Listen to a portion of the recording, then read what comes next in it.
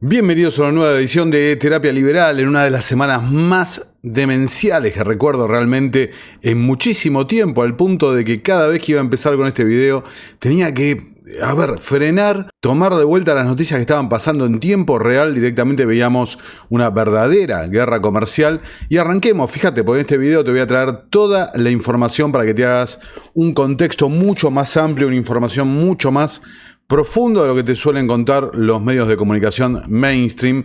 Arranquemos, mirá, para poner un poco lo que está pasando al momento de grabar, ¿no? No sé, cuando lo estrene el video que va a estar pasando, ciertamente, ¿no? Pero digamos que vengo bastante bien, un lugar bastante acertado con las predicciones, inclusive dije una vela verde esta semana, bueno, ahí está.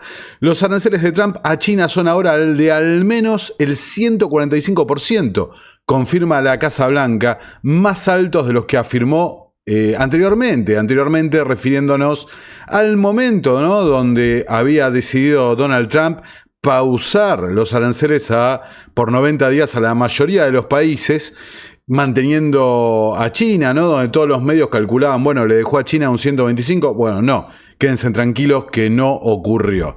Pero en este video, insisto, te voy a mostrar la realidad de lo que no te dicen los medios. China, mientras tanto, al momento de grabar, y la Unión Europea acuerdan reiniciar negociaciones para abolir los aranceles de la Unión Europea sobre los vehículos eléctricos chinos. Atención con esto.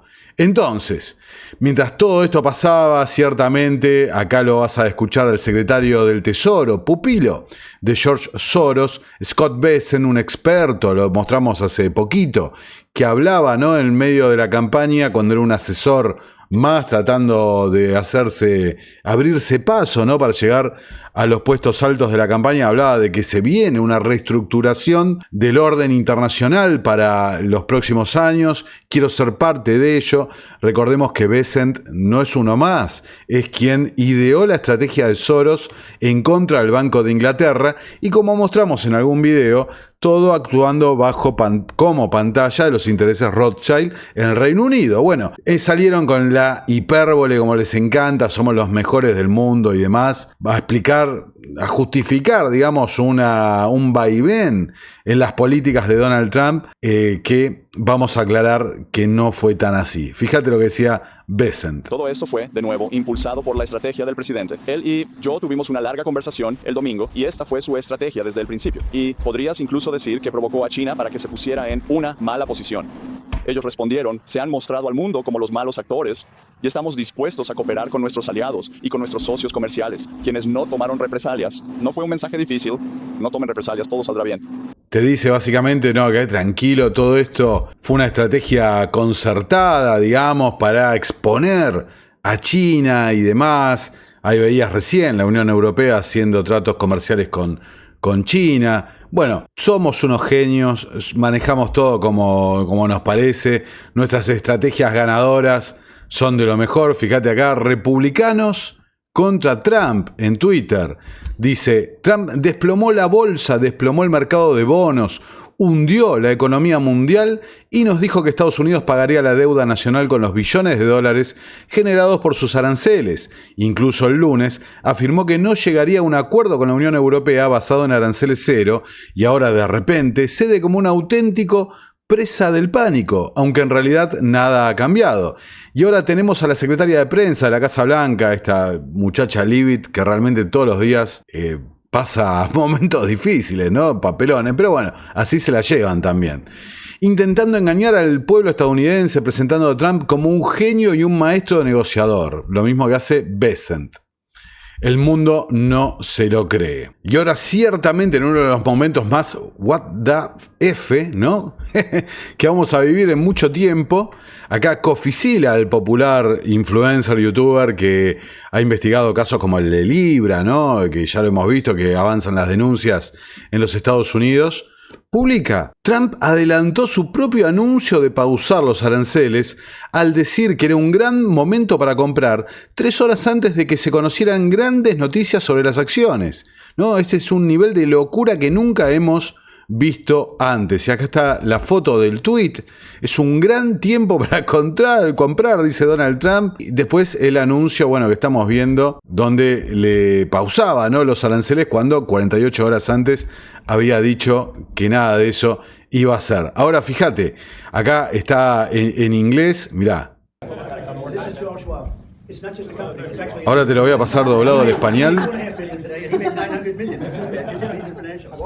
El audio de Trump grabado en este video explicando cómo sus amigos multimillonarios ganaron miles de millones ayer con los aranceles y la manipulación del mercado de valores. Acá lo tenés, por si no lo crees, doblado al español. Mirá. Este es Charles Schwab. No es solo una empresa, en realidad es una persona. Y él ganó 2.500 millones hoy y ganó 900 millones. No está mal porque ya sabes, está en finanzas. Este es Charles Schwab. ¿No? Diciendo uno por uno, mirá, este ganó tanto, este ganó tanto. Acá está, insisto, en inglés, el original.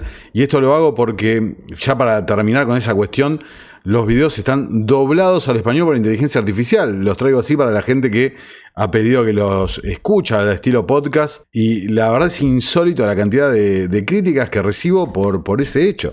La verdad, como si nunca hubieran visto una película doblada al español y demás. Pero bueno, ahí está. Y otra cosa que voy a hacer en este video va a ser tratar de agrandar un poco las imágenes de algunos canales de televisión para tratar de evitar cualquier tipo de sanción y demás por uso de material. Ya están advertidos de lo que voy a hacer y creo que voy a implementar de ahora en más para todos los videos. Entonces, en todo ese contexto, ¿no?, realmente patético que estamos viendo, una venta masiva de materias primas a nivel mundial está emitiendo señales de alerta para la economía mundial, publica CNBC. Que esto lo hemos visto reflejado en el precio de la soja, donde China salió a comprar muy, muy fuerte, no a la Argentina, a Brasil. Lo hemos visto reflejado en el precio del petróleo, a niveles como casi diciendo, mirá, no esperamos ningún conflicto en Medio Oriente, sino que a niveles de lo que esperamos es una gran recesión a nivel mundial, de ahora en más. Así que todos los precios de las commodities afectados por estas manipulaciones del mercado realizadas esta semana. Ciertamente un mundo entrando cada vez más claramente en una crisis realmente que va a ser recordada por mucho tiempo. Sin lugar a dudas, dije hace poquito, estamos viviendo momentos históricos, no nos damos cuenta, no lo percibimos aún por la coyuntura. El desplome de los mercados bursátiles está lejos de terminar, habla de Telegraph, un poco en la misma sintonía del análisis que hice en la última semana. Y fíjate este gráfico. Este era el gráfico del mercado de valores en el crack del 29 y la crisis subsiguiente, la Gran Depresión. Acá, fíjate, acá está marcado en mitad de pantalla el día del crack del mercado de acciones. Después tuviste momentos de subida, de euforia, corrida de toros, ¿no? Un momento alcista, otra vez corrección, haciendo un piso ahí, un buen soporte, intentos de vuelta de salida y caída. Esto no es lineal, vemos el crack y chau, viste, se acaba. Esto es en el día a día y hay que estar atentos, pero la tendencia indica, a mí al menos me indica en mi análisis, que en el cuadro macro estamos viendo una transformación. Acá el economista de España, las inquietantes semejanzas con 1930. Nuevamente, ¿viste? Cada semana tenemos el mismo análisis porque estamos todos viendo lo mismo. Cada vez más se parece a la situación realmente desastrosa que fueron los años 30, inclusive no solo a nivel de mercado, sino a nivel de todas las transformaciones que están ocurriendo en simultáneo dentro de todo el sistema. Acá Bloomberg publicaba un gráfico, justamente lo vamos a agrandar un poquito. Mirá, desde 1790, ahora me voy a tapar, fíjate, desde 1790 hasta ahora, el nivel arancelario, las tarifas, los impuestos a las importaciones en los Estados Unidos. Estás al nivel realmente de momentos históricos. Y lo mejor de todo, que como dijimos, no tiene que ver tanto con el comercio y con la balanza comercial, sino con un tema monetario. Estamos viendo una transformación del sistema monetario. Fíjate la curiosidad, porque hay que ser realmente bastante ingenuo para no considerar el tema de la información privilegiada. Acá Bill Ackman, un fuerte defensor de Trump, sorprendía el día de los aranceles, advirtiendo un invierno nuclear económico. ¿No? Un invierno nuclear económico. diciendo, ¿no? El presidente tiene la oportunidad el lunes de pedir un tiempo muerto y no tener tiempo para ejecutar la solución de un sistema tarifario injusto. Alternativamente, nos dirigimos a un invierno nuclear económico autoinducido y deberíamos comenzar a atrincherarnos, escribía Ackman. Que prevalezcan las cabezas más frías. Dijo también: la inversión empresarial se detendrá, los consumidores cerrarán sus billeteras y bolsillos y dañaremos gravemente nuestra reputación con el resto del mundo, lo que llevará años y potencialmente décadas rehabilitar. Después Ackman, fíjate acá, tuiteaba, ¿no? Cuando ya estaba solucionado el asunto, digamos. Esto fue brillantemente ejecutado por Donald Trump. Real Donald Trump la cuenta. El libro de texto, El arte del trato, haciendo referencia al libro de Donald Trump. Entonces, ¿cómo pasaste, no? De esto va a ser un desastre realmente? Jamie Dimon también en la misma sintonía, alertando sobre los aranceles de Trump van a generar inflación y menor crecimiento. El propio Larry Fink, otro muy allegado a la administración, o sea, acá todo lo que te estoy mostrando, Ackman colaboró activamente en la campaña, Fink ha sido eternamente, por largo tiempo, un allegado a Donald Trump. Jamie Dimon, el CEO de JP Morgan Chase, se reveló luego de que se había filtrado durante la campaña y Trump lo había negado. Ya una vez concluida la elección, se reveló que era un asesor en las sombras. Miren lo que decía Larry Fink. ¿Cómo describirías este momento históricamente en EU? No es diferente a cualquier otra cosa. Estamos bien, quiero decir, ya sabes, mira, en nuestro 37 años de dirigir BlackRock, nosotros no estamos enfocados en el día a día. Intentamos hablar consistentemente con una narrativa sobre el largo plazo, trabajando con clientes a largo plazo. Quiero decir, obviamente, las cosas. Cuando ves una caída del mercado del 20% en 3 días, obviamente tiene impactos significativos. Y los efectos en cadena del potencial de los aranceles van a ser duraderos. Y así que nuestro trabajo ahora es simplemente estar teniendo más conversaciones con los clientes. Pero probablemente la última vez que tuvimos tantas conversaciones con clientes en BlackRock fue justo cuando cerramos nuestra economía en marzo de 2020. Y este es el tipo de momento en el que realmente intentamos conectar. Qué referencia, digamos, oportuna, ¿no? A 2020. Pero ahí lo tenés. A Fink diciendo directamente, a ver, no descarto una caída aún más del 20% sobre los valores actuales del mercado. Sí, creo que vas a ver una desaceleración. Los economistas probablemente tienen razón. Bueno, ¿qué tan significativa es la desaceleración? Aún no, pero los espero. Y la otra cosa, que no hemos tenido ninguna desaceleración o recesión real, y el COVID fue tan corto, casi no lo incluyo, y tan largo, que si las tasas suben un poco y la inflación es persistente y los diferenciales de crédito se están ampliando, seguro verás más problemas de crédito que en mucho tiempo. También hablando directamente de problemas económicos, crisis y demás, para después referenciar curiosamente, ¿no? 2020. Y todo esto te lo explico antes de pasar a la cuestión de fondo, porque vos fíjate este gráfico. ¿En qué momento se hizo público que Jamie Dimon estaba vendiendo acciones de JP Morgan? ¿En qué momento se revela al público la segunda flecha que Warren Buffett estaba manteniendo una posición récord de liquidez, de efectivo, deshaciéndose de acciones? Acá tenés el momento donde Trump, fíjate, dice, mira, la verdad que el mercado no me importa, las reacciones del mercado, lo mostramos la semana pasada, y los anuncios de las tarifas recíprocas, ¿no? La flecha acá a la derecha, las tarifas que tras ese anuncio, ¿no? Disparan una caída bastante importante. Y te muestro todo esto, a ver, para hablar del tema de los insiders. Porque todos estos tipos, Ackman, Fink, Dimon y demás, son personas lógicamente escuchadas en el mundo de las finanzas. Y estaban diciendo, a ver, a través de los medios de comunicación, los principales moldeadores de la percepción pública, ciertamente, a cómo transmiten las noticias, estaban llevando pánico a la gente. A ver, ojo, con un análisis que está bastante acertado y apropiado respecto a la macro situación, pero toda esta gente que están rodeando a la administración tienen acceso a información anticipada respecto a las medidas que van a tomar, medidas que se toman de una forma intempestiva, sin darle conocimiento al público, directamente con un golpe, ¿no? Un punch de derecha, una cosa sorpresiva, pero para esta gente no es sorpresiva. Y esta gente, como vimos en el video del Salón Oval, bueno, se forran, se llenan de dinero. Ciertamente, ahí estaba el ejemplo que decía la gente de Schwab y demás, a ver, ganaron $900 millones, no me acuerdo bien el número. Pero es así como funciona. Y esta gente, Ackman, Fink, Dalio y demás, salieron en masa a pedir todos los micrófonos que había en ese momento, hacer entrar en pánico a la gente, venta de pánico. Y muchos de ellos para decir después, bueno, mirá, la grandeza que tenés en tus políticas y demás. Acá empieza a entrar un poco el eje de la cuestión. Boaz Weinstein teme que una avalancha del mercado provoque bancarrotas.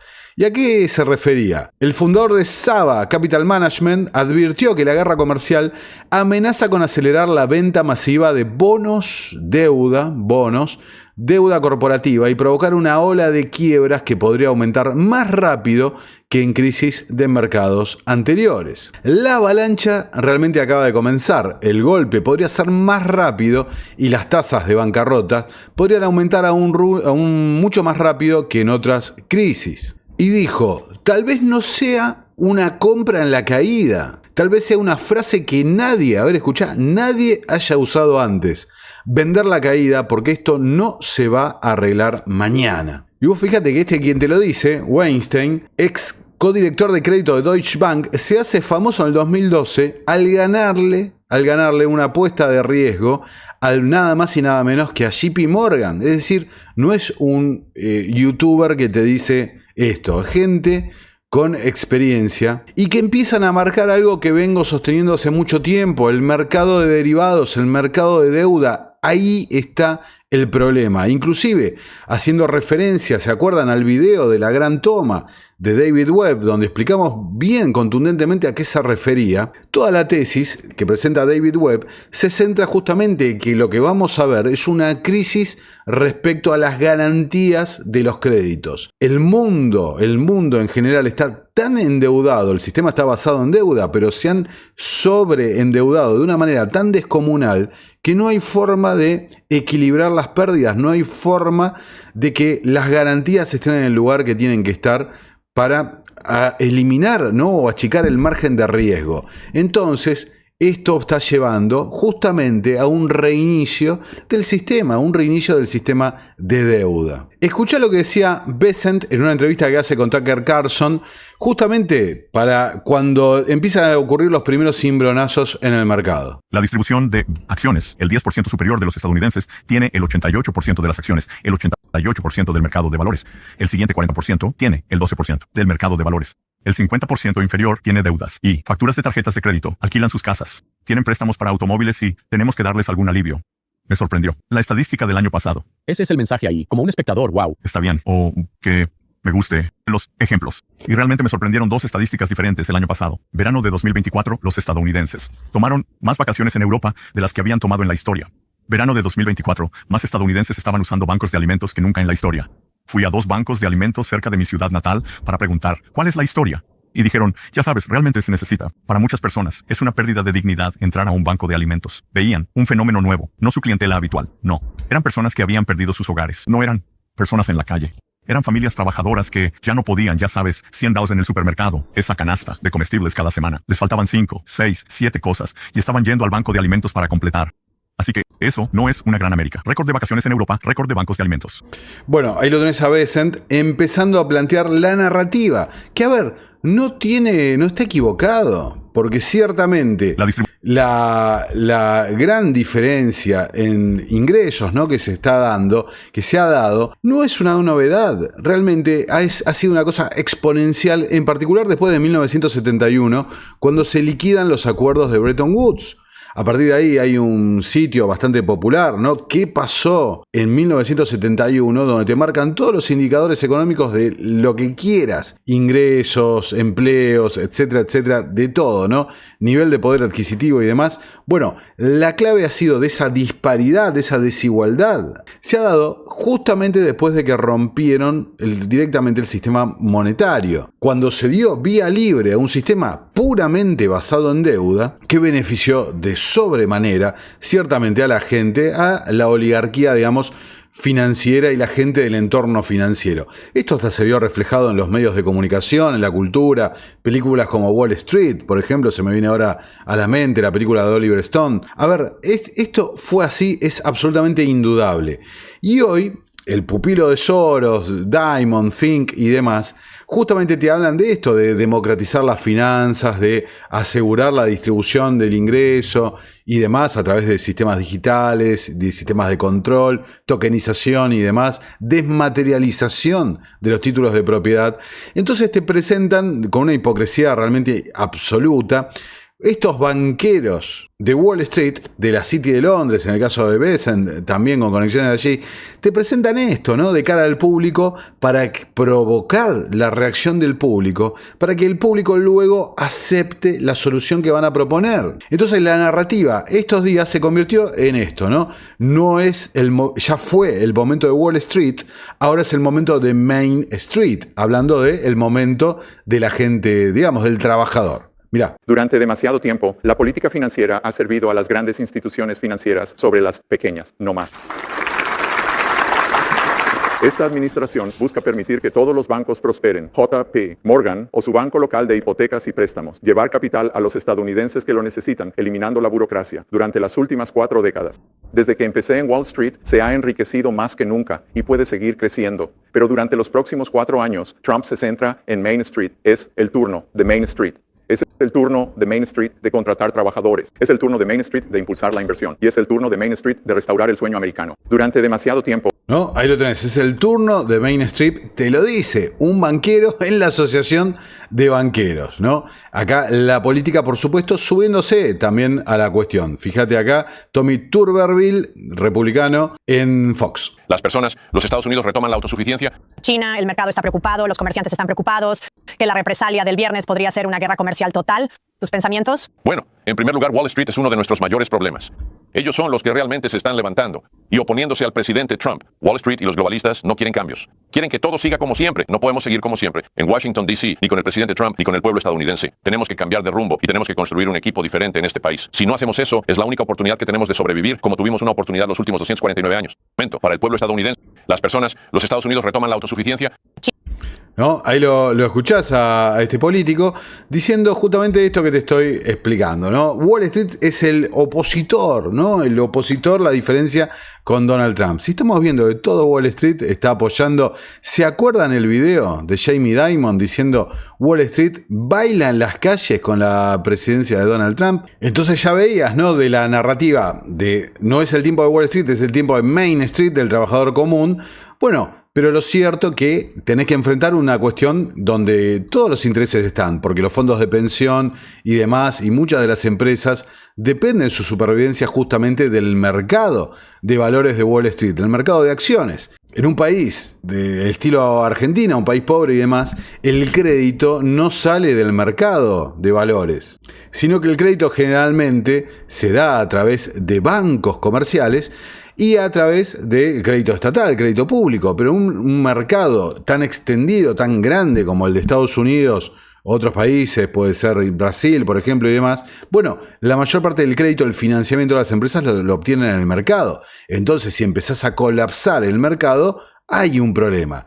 Acá Bessent empieza a tocar la cuestión también con Tucker Carlson. Entonces, a lo largo de mi vida, 55 años, Wall Street realmente ha sido la medida comúnmente reconocida de la salud económica. ¿Cómo va el Dow? Tenemos canales de televisión enteros dedicados a seguir su progreso, que en su mayoría ha sido ascendente durante el transcurso de mi vida. Así que, si ya sabes el promedio de ya sabes, los promedios de acciones caen, si el mercado de valores cae, eso es visto por muchas personas como una medida de que la economía misma está en declive. ¿Crees que eso es una medida justa? Mira, el mercado sube y baja. Warren Buffett tiene un dicho: a corto plazo el mercado es una máquina de votación, a largo plazo es una máquina de pesar, y a largo plazo va a pesar, tenemos buenas políticas, sí. Y en mi antiguo negocio yo comentaba mucho sobre la estructura del mercado, las subidas y bajadas del mercado. Estoy tratando de no hacer eso.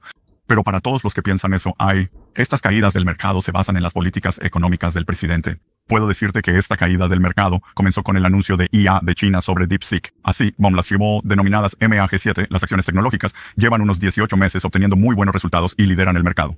Y creo que hay una especie de dosis real de realidad. Lo que estaba sucediendo en IA, creo que Estados Unidos va a seguir siendo el líder en IA, pero las acciones relacionadas con la IA comenzaron a bajar. Así que, como si tuviera que analizar con mi antiguo enfoque lo que sucede con el mercado, diría que es más un problema de Mag 7 y no un problema de MAGA. Diría que es más un problema de las 7 magníficas, las 7 empresas tecnológicas que son las que lideran, ¿no?, el mercado accionario de los Estados Unidos. Nvidia respecto a la inteligencia artificial, inclusive liderando esas subidas demenciales que hemos visto. Pero claro, el problema se estaba dando por la burbuja que se estaba produciendo. Ahí te dice Bessent, no es un problema de magas, sino es un problema de la cotización de estas empresas, cómo colapsa el mercado, y todo arranca con DeepSeek, el momento Sputnik, decía Mark Andreessen. Recuerdan que lo tratamos, y acá mostramos, a ver, inclusive hay una gran transferencia de tecnología de los Estados Unidos o de las tecnológicas estadounidenses a China, en una, hoy al menos, carrera armamentística sobre la inteligencia artificial que parecería, insisto, al menos hoy, totalmente resuelta a favor de China. Hay una diferencia muy grande entre los servicios que brinda el gigante asiático respecto a los servicios que brinda los Estados Unidos. Pero un problema que ese momento Sputnik de DeepSeek había empezado a revelar que estaban totalmente sobrevaluadas estas empresas, basada en una sobrevaluación en expectativas futuras que no estaban realmente reflejadas en la realidad, e inclusive DeepSeek, la startup china, le da una cachetada a las empresas estadounidenses mostrando un producto de muchísimo menor costo y mejor definición, mejor resultado final. Bueno, tenés un problema en el mercado bombeado justamente por el propio Wall Street. Entonces la narrativa va fluyendo de, fíjate, no es un problema maga, es un problema de la evaluación del mercado. En realidad es Wall Street el que en su codicia quiere seguir ganando y ganando, pero nosotros queremos que ganen los trabajadores, por eso colapsamos el mercado. Una narrativa, particular, extraña realmente, con Bessent, inclusive con declaraciones como esta que están viendo en pantalla. Dice que los estadounidenses listos para jubilarse no están preocupados por las fluctuaciones del mercado día a día, y yo creo que cuando abrieron la cuenta de ahorros, sí, alguna preocupación ocurre y va a ocurrir, ¿no? Seguramente. No seas débil, no seas un panicán, dice Trump, instando a los estadounidenses a mantenerse firmes. Publica Zero Hedge, diciendo esto es algo que debería haberse hecho hace décadas. No seas débil, no seas estúpido. Confía en el plan, ¿no? Trust the plan, le faltaba decir, al estilo la conspiración, ¿no? El equipo de la Q y demás. Pero fíjate, trust the plan, confía en el presidente, que es un genio en la negociación, no importa las veces que quebró, que fue rescatado. Confía realmente en tus políticos y que vas a ir por el buen camino, como siempre, habría que decir. Las bancarrotas, sin embargo, fíjate, de las empresas de Estados Unidos suben un 20%. Y estas son las bancarrotas registradas en marzo, antes de que aparezcan todas estas manipulaciones e intervenciones sobre el mercado. Y encima lo publica, bueno, como ven en pantalla, Zero Hedge, un medio bastante trumpista. Ahora, la secretaria Leavitt, la vocera, empezaba, ¿no?, a también la narrativa de el proteccionismo. El mensaje del presidente ha sido simple y consistente desde el principio. A los países de todo el mundo, tráiganos sus mejores ofertas y él escuchará. Los acuerdos solo se harán si benefician a los trabajadores estadounidenses y abordan los déficits comerciales paralizantes de nuestra nación. Estados Unidos no necesita a otros países tanto como otros países nos necesitan a nosotros. Y el presidente Trump lo sabe. Va a usar la influencia de nuestros mercados y de nuestro país en beneficio de las personas que juró representar. Por otro lado, países como China, que han optado por tomar represalias e intentar redoblar su maltrato a los trabajadores estadounidenses, están cometiendo un error. El presidente Trump tiene una columna vertebral de acero y no se quebrará, y Estados Unidos no se quebrará bajo su liderazgo. Está guiado por la firme convicción de que Estados Unidos debe ser capaz de producir bienes esenciales para nuestro pueblo y exportarlos al resto del mundo. Una América fuerte no puede depender solo de países extranjeros para nuestra comida, medicinas y minerales críticos. Y América debe todo. El mensaje del presidente ha sido simple y consistente desde el principio. A los países de todo el mundo, tráiganos sus mejores ofertas y él escuchará. No, ahí la tenías a Leavitt. No necesitamos al resto del mundo, vamos a recuperar la base manufacturera. Pero fíjense que una y otra vez en este discurso, también dedicado a inflamar las pasiones de la gente para que apoyen y confíen en el plan, todos omiten en el análisis una cosa tan esencial, tan elemental, que no es increíble realmente. El principal producto que exporta a los Estados Unidos es el dólar, un instrumento mediante el cual provocan revoluciones, cambios de regímenes, influyen a través de la deuda inclusive, y en definitiva le trasladan su propio déficit comercial, su inflación y demás, todo lo relacionado al costo interno se le traslada al resto del mundo. Pero eso es algo que omiten completamente en todo el análisis. Caroline, gracias. El presidente respalda algo que Howard Ledley dijo en televisión, que era que el ejército de millones de personas atornillando pequeños tornillos para hacer iPhones, ese tipo de cosas se va a trasladar a los EU. ¿Es así como el presidente imagina el cambio en la manufactura? Y si es así, ¿cuánto tiempo tomaría eso? El presidente quiere aumentar los empleos de manufactura en EU, pero también está mirando tecnologías avanzadas. También está considerando la IA y campos emergentes que están creciendo alrededor del mundo, en los que Estados Unidos también necesita ser líder. Hay una variedad de empleos diversos, más empleos de manufactura tradicionales, pero también empleos en tecnologías avanzadas. El presidente está considerando todos esos. Quiere que regresen a casa. ¿Es eso algo que él piensa que puede usarse en EU? Absolutamente. Él cree que tenemos la mano de obra, tenemos los recursos para hacerlo. Y, como sabes, Apple ha invertido 500 mil millones aquí en los Estados Unidos. Si Apple no creyera Estados Unidos no pondrían dinero. Apple, justamente, contribuyentes en las campañas y demás. Y todo el tema, se ha hablado mucho esta semana respecto al iPhone, ¿no? Y por supuesto no es una publicidad de este video. Acá está el iPhone con aranceles, publicado en el Wall Street Journal, que cuesta, ¿no? $549, es el costo, no el precio. $549 producir un iPhone. Con los aranceles se va a este precio a $846. Ahora fíjate, el procesador, no necesitamos al resto del mundo. O sea, un desconocimiento total de cómo funciona el mercado y demás, la globalización, cómo funciona.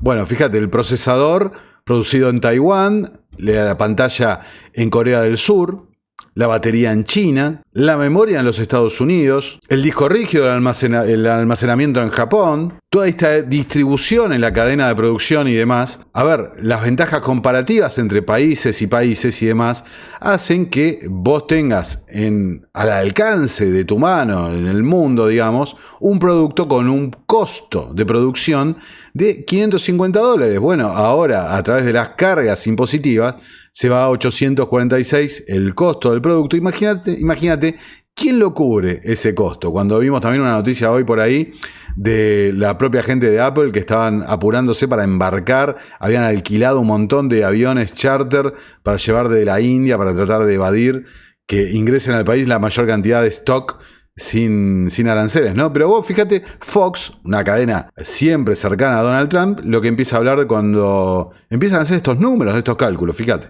Hay un artículo en el New York Post que todos tenemos frente a nosotros. Es una historia exclusiva y habla sobre cómo, con estos aranceles del 104% que entraron en vigor, pensamos que China tendrá que pagarlo. Pero cuenta la historia de un importador de juguetes para necesidades especiales. Y cuando los aranceles entraron en vigor a medianoche, su arancel ha estado pagando un arancel porque obtiene cosas de China $26,000 al año. Su factura de aranceles pasó de $26,000 a medianoche a $346,000. Y ese es dinero que tendrá que salir de su bolsillo. Parece que va a tener que seguir adelante y cerrar parte de su negocio.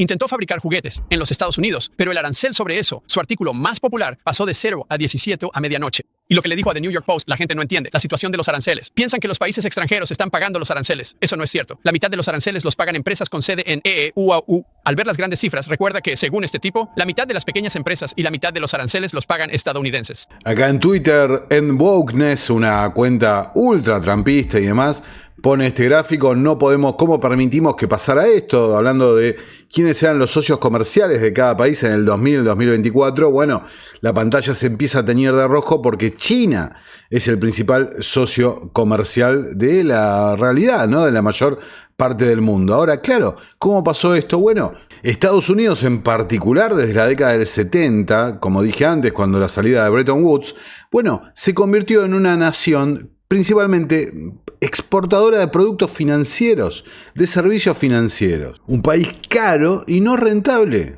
para al menos la industria manufacturera. Pues fíjate, cuando empezaron a hacer los cálculos, hasta el propio Elon Musk, convertido en casi un CEO del gobierno, tuitea, fíjate, el lápiz, ¿no?, del capítulo de Libre para Elegir de Milton Friedman. Mira, escuchemos lo que decía. No hay una sola persona en el mundo que pueda hacer este lápiz. ¿Declaración notable? En absoluto. La madera de la que está hecho, hasta donde sé, proviene de un árbol que fue talado en el estado de Washington. Para talar ese árbol se necesitó una sierra. Para hacer la sierra se necesitó acero. Para hacer el acero se necesitó mineral de hierro. Este centro negro lo llamamos plomo, pero en realidad es grafito comprimido. No estoy seguro de dónde proviene, pero creo que viene de algunas minas en Sudamérica. Esta parte roja aquí arriba, la goma de borrar, un poco de caucho, probablemente proviene de Malasia, donde el árbol del caucho ni siquiera es nativo. Fue importado de Sudamérica por algunos empresarios con la ayuda del gobierno británico. Esta virola de latón no tengo la menor idea de dónde provino. O la pintura amarilla, o la pintura que hizo las líneas negras, o el pegamento que lo mantiene unido. Literalmente miles de personas cooperaron para hacer este lápiz. Personas que no hablan el mismo idioma, que practican diferentes religiones, que podrían odiarse si alguna vez se conocieran. Cuando vas a la tienda y compras este lápiz, En efecto, estás intercambiando unos minutos de tu tiempo por unos pocos segundos del tiempo de todas esas miles de personas. Él las reunió e indujo a cooperar para hacer este lápiz. No hubo ningún comisario enviando órdenes desde alguna oficina central.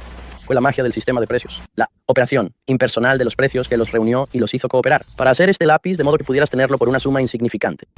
Es por eso que la operación del mercado libre es tan esencial, no solo para promover la eficiencia productiva, sino aún más para fomentar la armonía y la paz entre los pueblos del mundo. Bueno, ahí lo escuchás a Milton Friedman, insisto, publicado por el propio Elon Musk.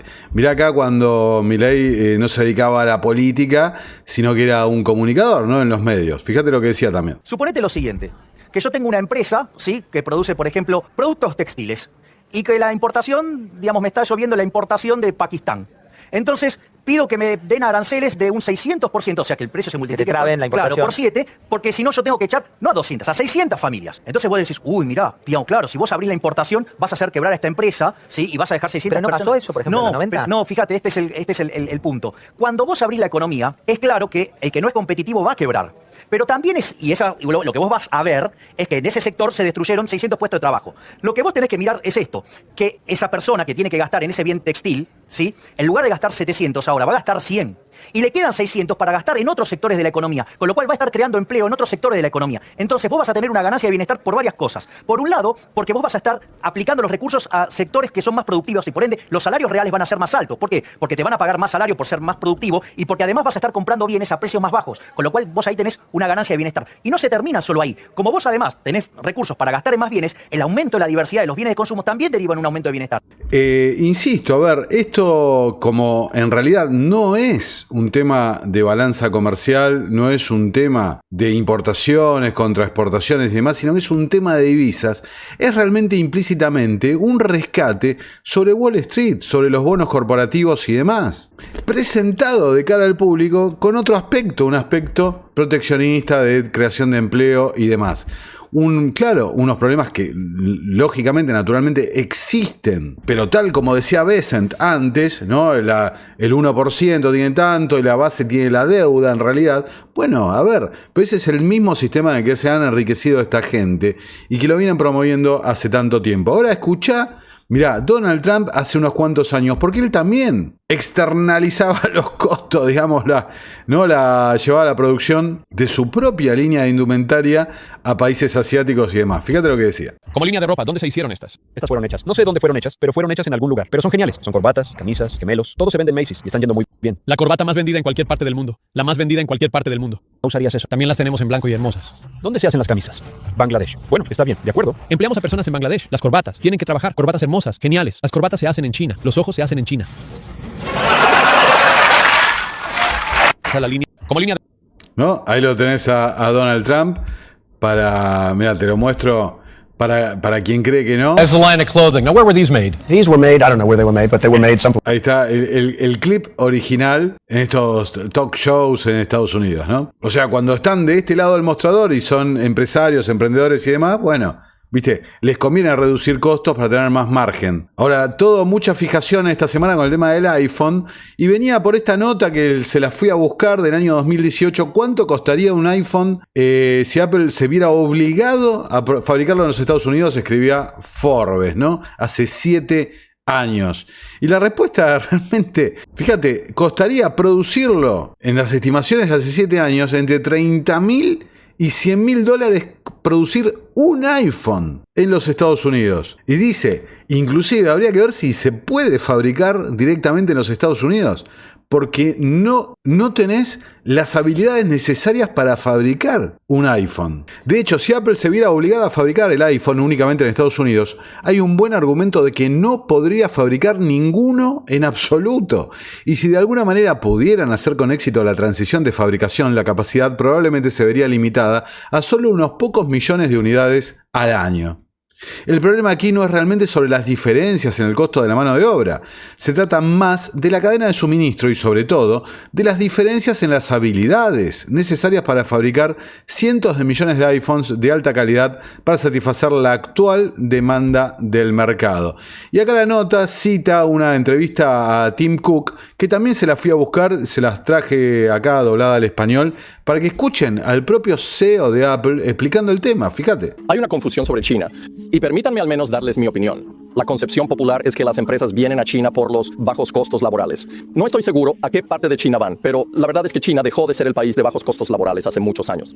La razón es por la habilidad, la cantidad de habilidad en un solo lugar y el tipo de habilidad que es. Al igual que los productos, realmente requerimos herramientas muy avanzadas y la precisión que se debe tener en las herramientas y al trabajar con ellas. Los materiales que usamos son de última generación y la habilidad en herramientas es muy profunda aquí. ¿Sabes? En los CEU podrías tener una reunión de ingenieros de herramientas y no estoy seguro de que podríamos llenar la sala. En China podrías llenar múltiples campos de fútbol. Es que la experiencia vocacional es muy profunda, muy profunda aquí. Y acá lo tenés a Ray Dalio, justamente sobre el mismo punto, la capacitación para trasladar las cadenas de fabricación. Quiero decir, estoy de acuerdo con los problemas, de acuerdo, sobre el hecho de que no fabricamos y que hay un problema con eso, pero hay un problema estructural sobre si podemos fabricar.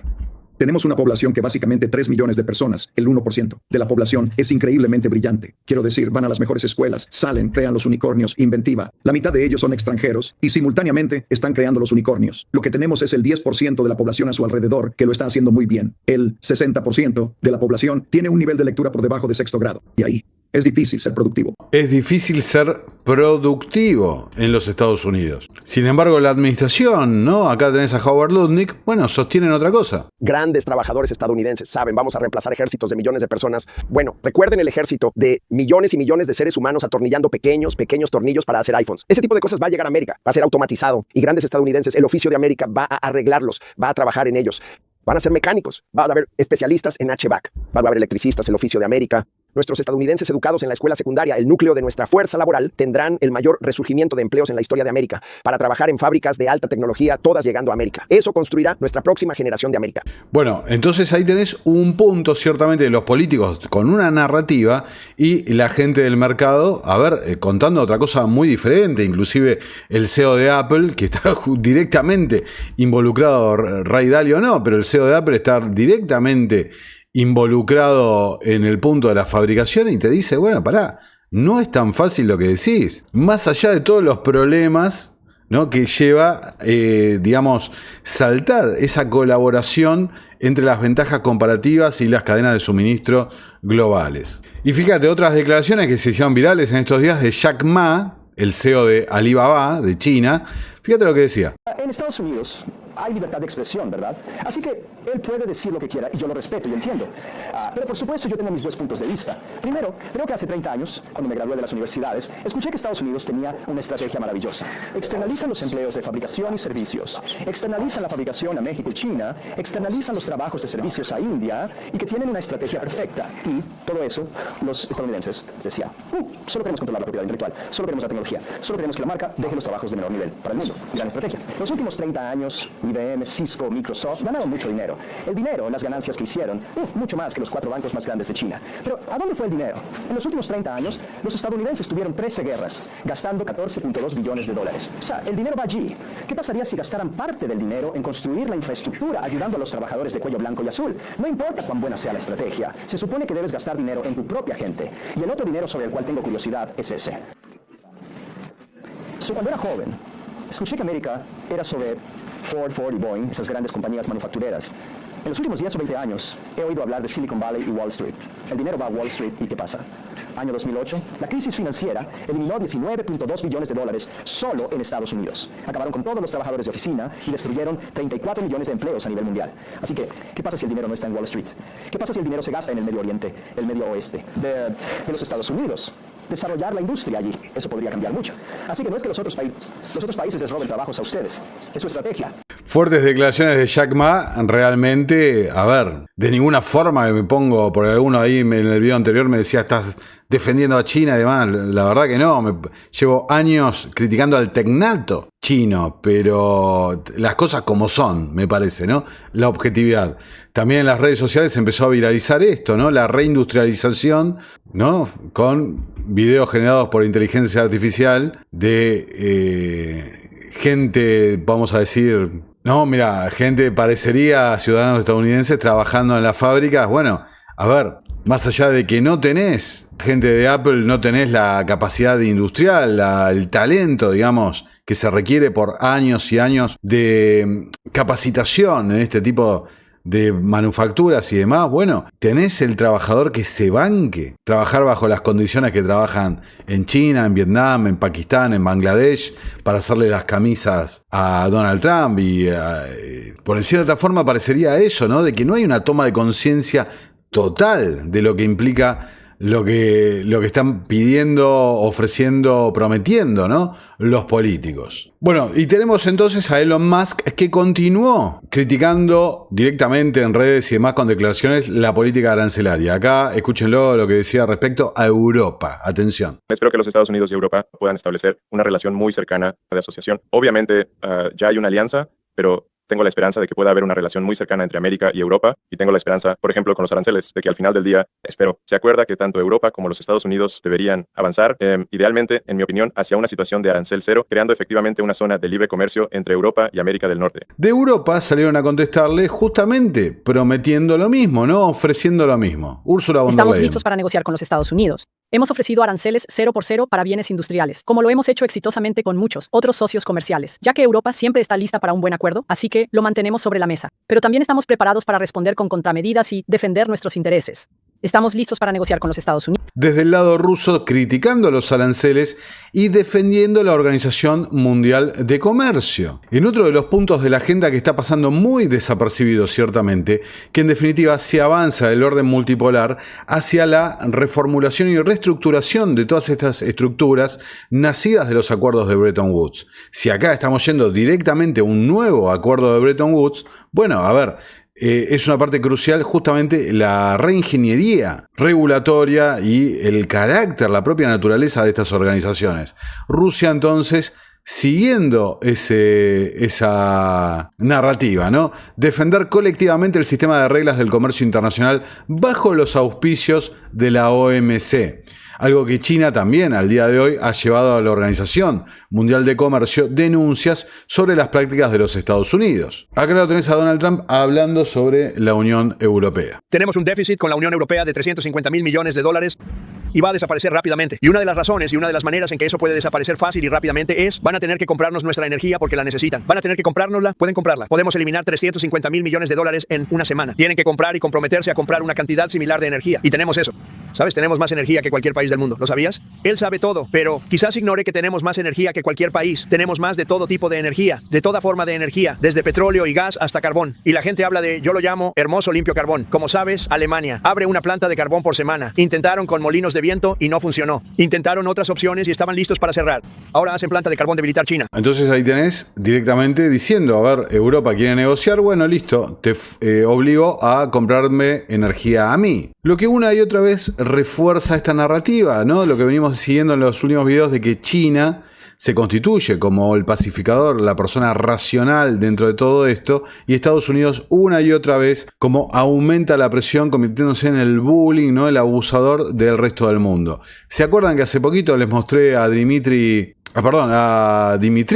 el encargado del Fondo Soberano Ruso, ex Goldman Sachs? Bueno, fíjate lo que decía respecto al tema de energía. Ustedes saben, Dmitry Sergei Peskov lo caracterizó acertadamente como un optimismo cauteloso, porque un gran número de personas clave del lado de Rusia y el presidente de Rusia y Yuri Viktorovich Ushakov y Sergei Viktorovich Lavrov juegan un papel absolutamente decisivo, un papel clave en la restauración de nuestras relaciones, comunicando la posición rusa a los colegas estadounidenses. Y vemos que hay un entendimiento de que los colegas de EU están dispuestos a escucharla, pero hay un gran número de enemigos de Rusia, todavía se encuentran en el gobierno estadounidense, no han desaparecido. Lo que se llama el Estado profundo está en su lugar y también un gran número de otros países intentan sabotear el intento de diálogo, el intento de restaurar las relaciones entre Rusia y EU. Por lo tanto, ahora hay una esperanza frágil de que el diálogo se haya restablecido, pero sin duda hay que resistir, incluyendo los ataques informativos que ocurren y para que el deshielo que se ha vislumbrado. Confirmando lo que decíamos de los acuerdos potenciales, ¿no? En el Ártico y demás, inclusive la rehabilitación del Nord Stream. Bueno, a ver, estamos haciendo acuerdos energéticos y por el otro lado Trump le dice a Europa, bueno, ahora estás obligado a comprarme la energía a mí.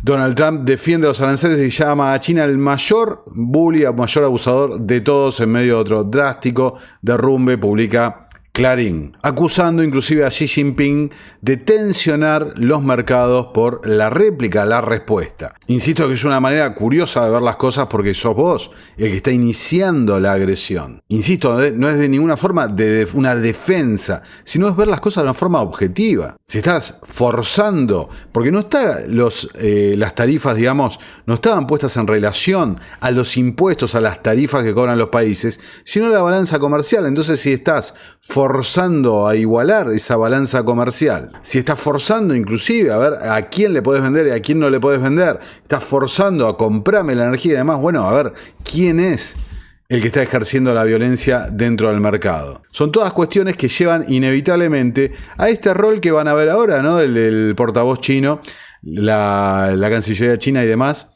erigiéndose en serio en la voz de la razón para sostener la economía mundial. Quiero enfatizar nuevamente, me gustaría reiterar que no hay ganadores en una guerra comercial o una guerra de aranceles. El proteccionismo no ofrece una salida. El pueblo chino no provoca problemas, pero no les tememos. Recurrir a la presión, amenazas y chantajes no es la manera correcta de relacionarse con China. China tomará todas las contramedidas necesarias para salvaguardar resueltamente sus derechos e intereses legítimos y legales. Fundador de Weihu. Las acciones de la parte estadounidense no han demostrado ninguna voluntad genuina de diálogo serio. Si los EPU realmente desean entablar conversaciones, deberían adoptar una actitud de igualdad, respeto mutuo y reciprocidad. Si persisten en ignorar los intereses comunes de ambos países y de la comunidad internacional e insisten en escalar el conflicto comercial y arancelario, China, como siempre, luchará hasta el final. Ambas partes juntas hasta el fin. Quiero enfatizar. No, China luchará hasta el final, el portavoz chino. Fíjate, inclusive la embajada china en los Estados Unidos, que venía con un grado de virulencia en aumento, hace no mucho tiempo habíamos mostrado algunos tweets, publicaron, mira, un extracto de un discurso de Ronald Reagan, hablando en contra de los aranceles en la década de los 80. Escucha. Verás, al principio, cuando alguien dice vamos a imponer aranceles a las importaciones extranjeras, parece que están haciendo lo patriótico al proteger los productos y empleos estadounidenses. Y a veces, por un corto tiempo, funciona, pero solo por un tiempo breve. Lo que eventualmente ocurre es que primero las industrias locales comienzan a depender de la protección gubernamental en forma de altos aranceles. Dejan de competir y dejan de hacer los cambios innovadores en gestión y tecnología que necesitan para tener éxito en los mercados mundiales. Ocurre algo peor mientras esto pasa. Los altos aranceles inevitablemente conducen a represalias por parte de países extranjeros y al desencadenamiento de feroces guerras comerciales. El resultado es más y más aranceles, barreras comerciales cada vez más altas y menos competencia. Pronto, por precios altos de aranceles que subsidian ineficiencia y mala gestión, la gente deja de comprar. Entonces lo peor ocurre. Los mercados se reducen y colapsan, las empresas e industrias cierran y millones de personas pierden sus empleos. Recordar esto de los años 30 me hizo estar decidido cuando llegué a Washington a evitar que el pueblo estadounidense sufra la legislación proteccionista que destruye la prosperidad. Ahora, no siempre ha sido fácil. Hay quienes en el Congreso, al igual que en los años 30, quieren buscar la ventaja política rápida, quienes arriesgan la prosperidad de Estados Unidos por el bien de un atractivo a corto plazo, para algún grupo de interés especial. Bueno, es realmente alucinante, un signo de la locura de estos tiempos que estar viendo que China esté tuiteando estas cosas de Reagan y demás, ¿no? La verdad, nunca pensé que iba a haber una cosa así. Trump prepara la siguiente jugada, acuerdos ventajosos tras los aranceles, ¿no? Empezar a negociar, viste que decía, ¿no? Estamos haciendo esto para llevar a los países a la mesa de negociación, ¿no? Para obtener tratos impensados. Escuchá a Trump lo que decía. En la historia de nuestro país. Y no dejen que algunos de estos políticos anden diciendo, ya saben, porque les digo, estos países nos están llamando besándome el trasero. Están desesperados por hacer un trato. Por favor, hagan un trato. Haré cualquier cosa, señor. Y luego veo a algún republicano rebelde, ya saben, algún tipo que quiere lucirse, decir, creo que el Congreso debería hacerse cargo de las negociaciones. Déjenme decirles, ustedes no negocian como yo negocio. Corte. No, ustedes no negocian como yo negocio, los países hacen fila prácticamente para besarme el trasero, dice Donald Trump. Esta semana también estuvo figurando en bastantes lados Stephen Mirand, acá se los presenté hace varios meses, que es el autor, al menos intelectual, ¿no?, del programa arancelario, con el objetivo, que ya otra parte que no la cuentan mucho, de devaluar el dólar estadounidense, socavar el rol del dólar como moneda de reserva. A ver qué decía. Otras naciones quieren beneficiarse de los EU, el paraguas geopolítico y financiero. Necesitan asumir su responsabilidad y pagar su parte justa. Los costos no pueden ser soportados únicamente por los estadounidenses comunes que ya han dado tanto. El mejor resultado es aquel en el que América continúa creando paz y prosperidad global y sigue siendo la reserva. Proveedor y otros países no solo participan en cosechar estos beneficios, sino que también participan en asumir los costos. Al mejorar el reparto de la carga, podemos aumentar la resiliencia, preservar los sistemas de seguridad y comercio globales y seguir siendo el proveedor de reserva durante muchas décadas en el futuro. Además, es crítico no solo por equidad, sino por capacidad. Estamos bajo asedio por adversarios hostiles que intentan erosionar nuestra base industrial de manufactura y defensa y perturbar nuestro sistema financiero. No podremos proporcionar ni defensa ni activos de reserva si nuestra capacidad de manufactura se ve debilitada. El presidente ha dejado claro que Estados Unidos está comprometido a seguir siendo el proveedor de reserva, pero que el sistema debe hacerse más justo. Necesitamos reconstruir nuestras industrias para proyectar la fuerza necesaria para preservar el estatus de reserva, y necesitamos poder pagar nuestras cuentas para lograrlo. ¿Qué formas puede tomar ese reparto de la carga? Hay muchas opciones. Aquí hay algunas ideas. Primero, otros países pueden aceptar aranceles sobre sus exportaciones a Estados Unidos, proporcionar ingresos a los Estados Unidos, Tesoro, para financiar la provisión de bienes públicos globales. Críticamente, las represalias exacerbarán en lugar de mejorar la distribución de las cargas. Eso podría ser aún más difícil para nosotros financiar bienes públicos globales. Bienes públicos globales. Atención. En segundo lugar, podrían detener prácticas comerciales injustas y perjudiciales abriendo sus mercados y comprando más de América. Podrían aumentar el gasto en defensa y adquirir más de EEU, comprando productos de EEU y aliviando la carga de nuestros miembros del servicio y creando empleos aquí. Cuarto, pueden invertir e instalar fábricas en América. ¿No enfrentarán aranceles si fabrican sus productos en este país? Quinto, podrían simplemente emitir cheques al Tesoro. Eso nos financiaría bienes públicos. Lo que me lleva, ¿no? Ahí lo veíamos en el Hudson Institute, a Stephen Miran, a pensar eso. A ver, básicamente te están diciendo, para que mantener nuestro servicio de imperio, tienen que seguir determinadas pautas. Lo que yo veo de una forma muy, pero muy funcional, al derecho y al revés lo veo así, muy funcional a los propios planteos y reclamos que hace China del mundo multipolar, el mundo más democrático y demás. Pero claro, lo que oculta China ahí en ese lugar, de que esa construcción multipolar es cederle más poder, más gobernanza al sistema de las Naciones Unidas, al sistema de las instituciones de Bretton Woods.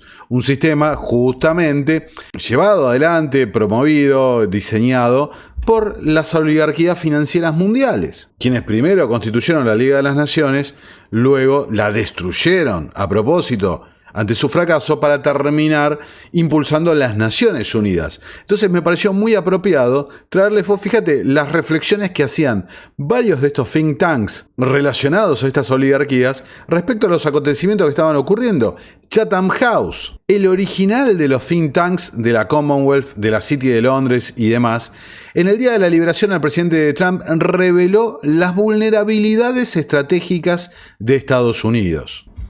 Dice, al eximir a ciertos minerales críticos de los aranceles, Trump ha demostrado la frágil interdependencia que sustenta a las economías industriales modernas y ha proporcionado una llamada de atención para la Unión Europea y el Reino Unido. El anuncio se destacó por las exenciones que contenía. Ciertos minerales críticos, incluidas las tierras raras como el itrio, que se usa en imanes, o el galio para microchips, están exentos de los aranceles, ya sea que se importen de China o de otros lugares. Con esta exclusión, el presidente Trump reveló tanto una importante línea estratégica en su aparente errática formulación de políticas como una vulnerabilidad. Incluso dentro de este nuevo marco proteccionista agresivo, Estados Unidos se vio obligado a reconocer su continua dependencia de las cadenas de suministro de minerales críticos dominadas por China, que son esencialmente para la fabricación de alta tecnología, el desarrollo de la inteligencia artificial, la tecnología de defensa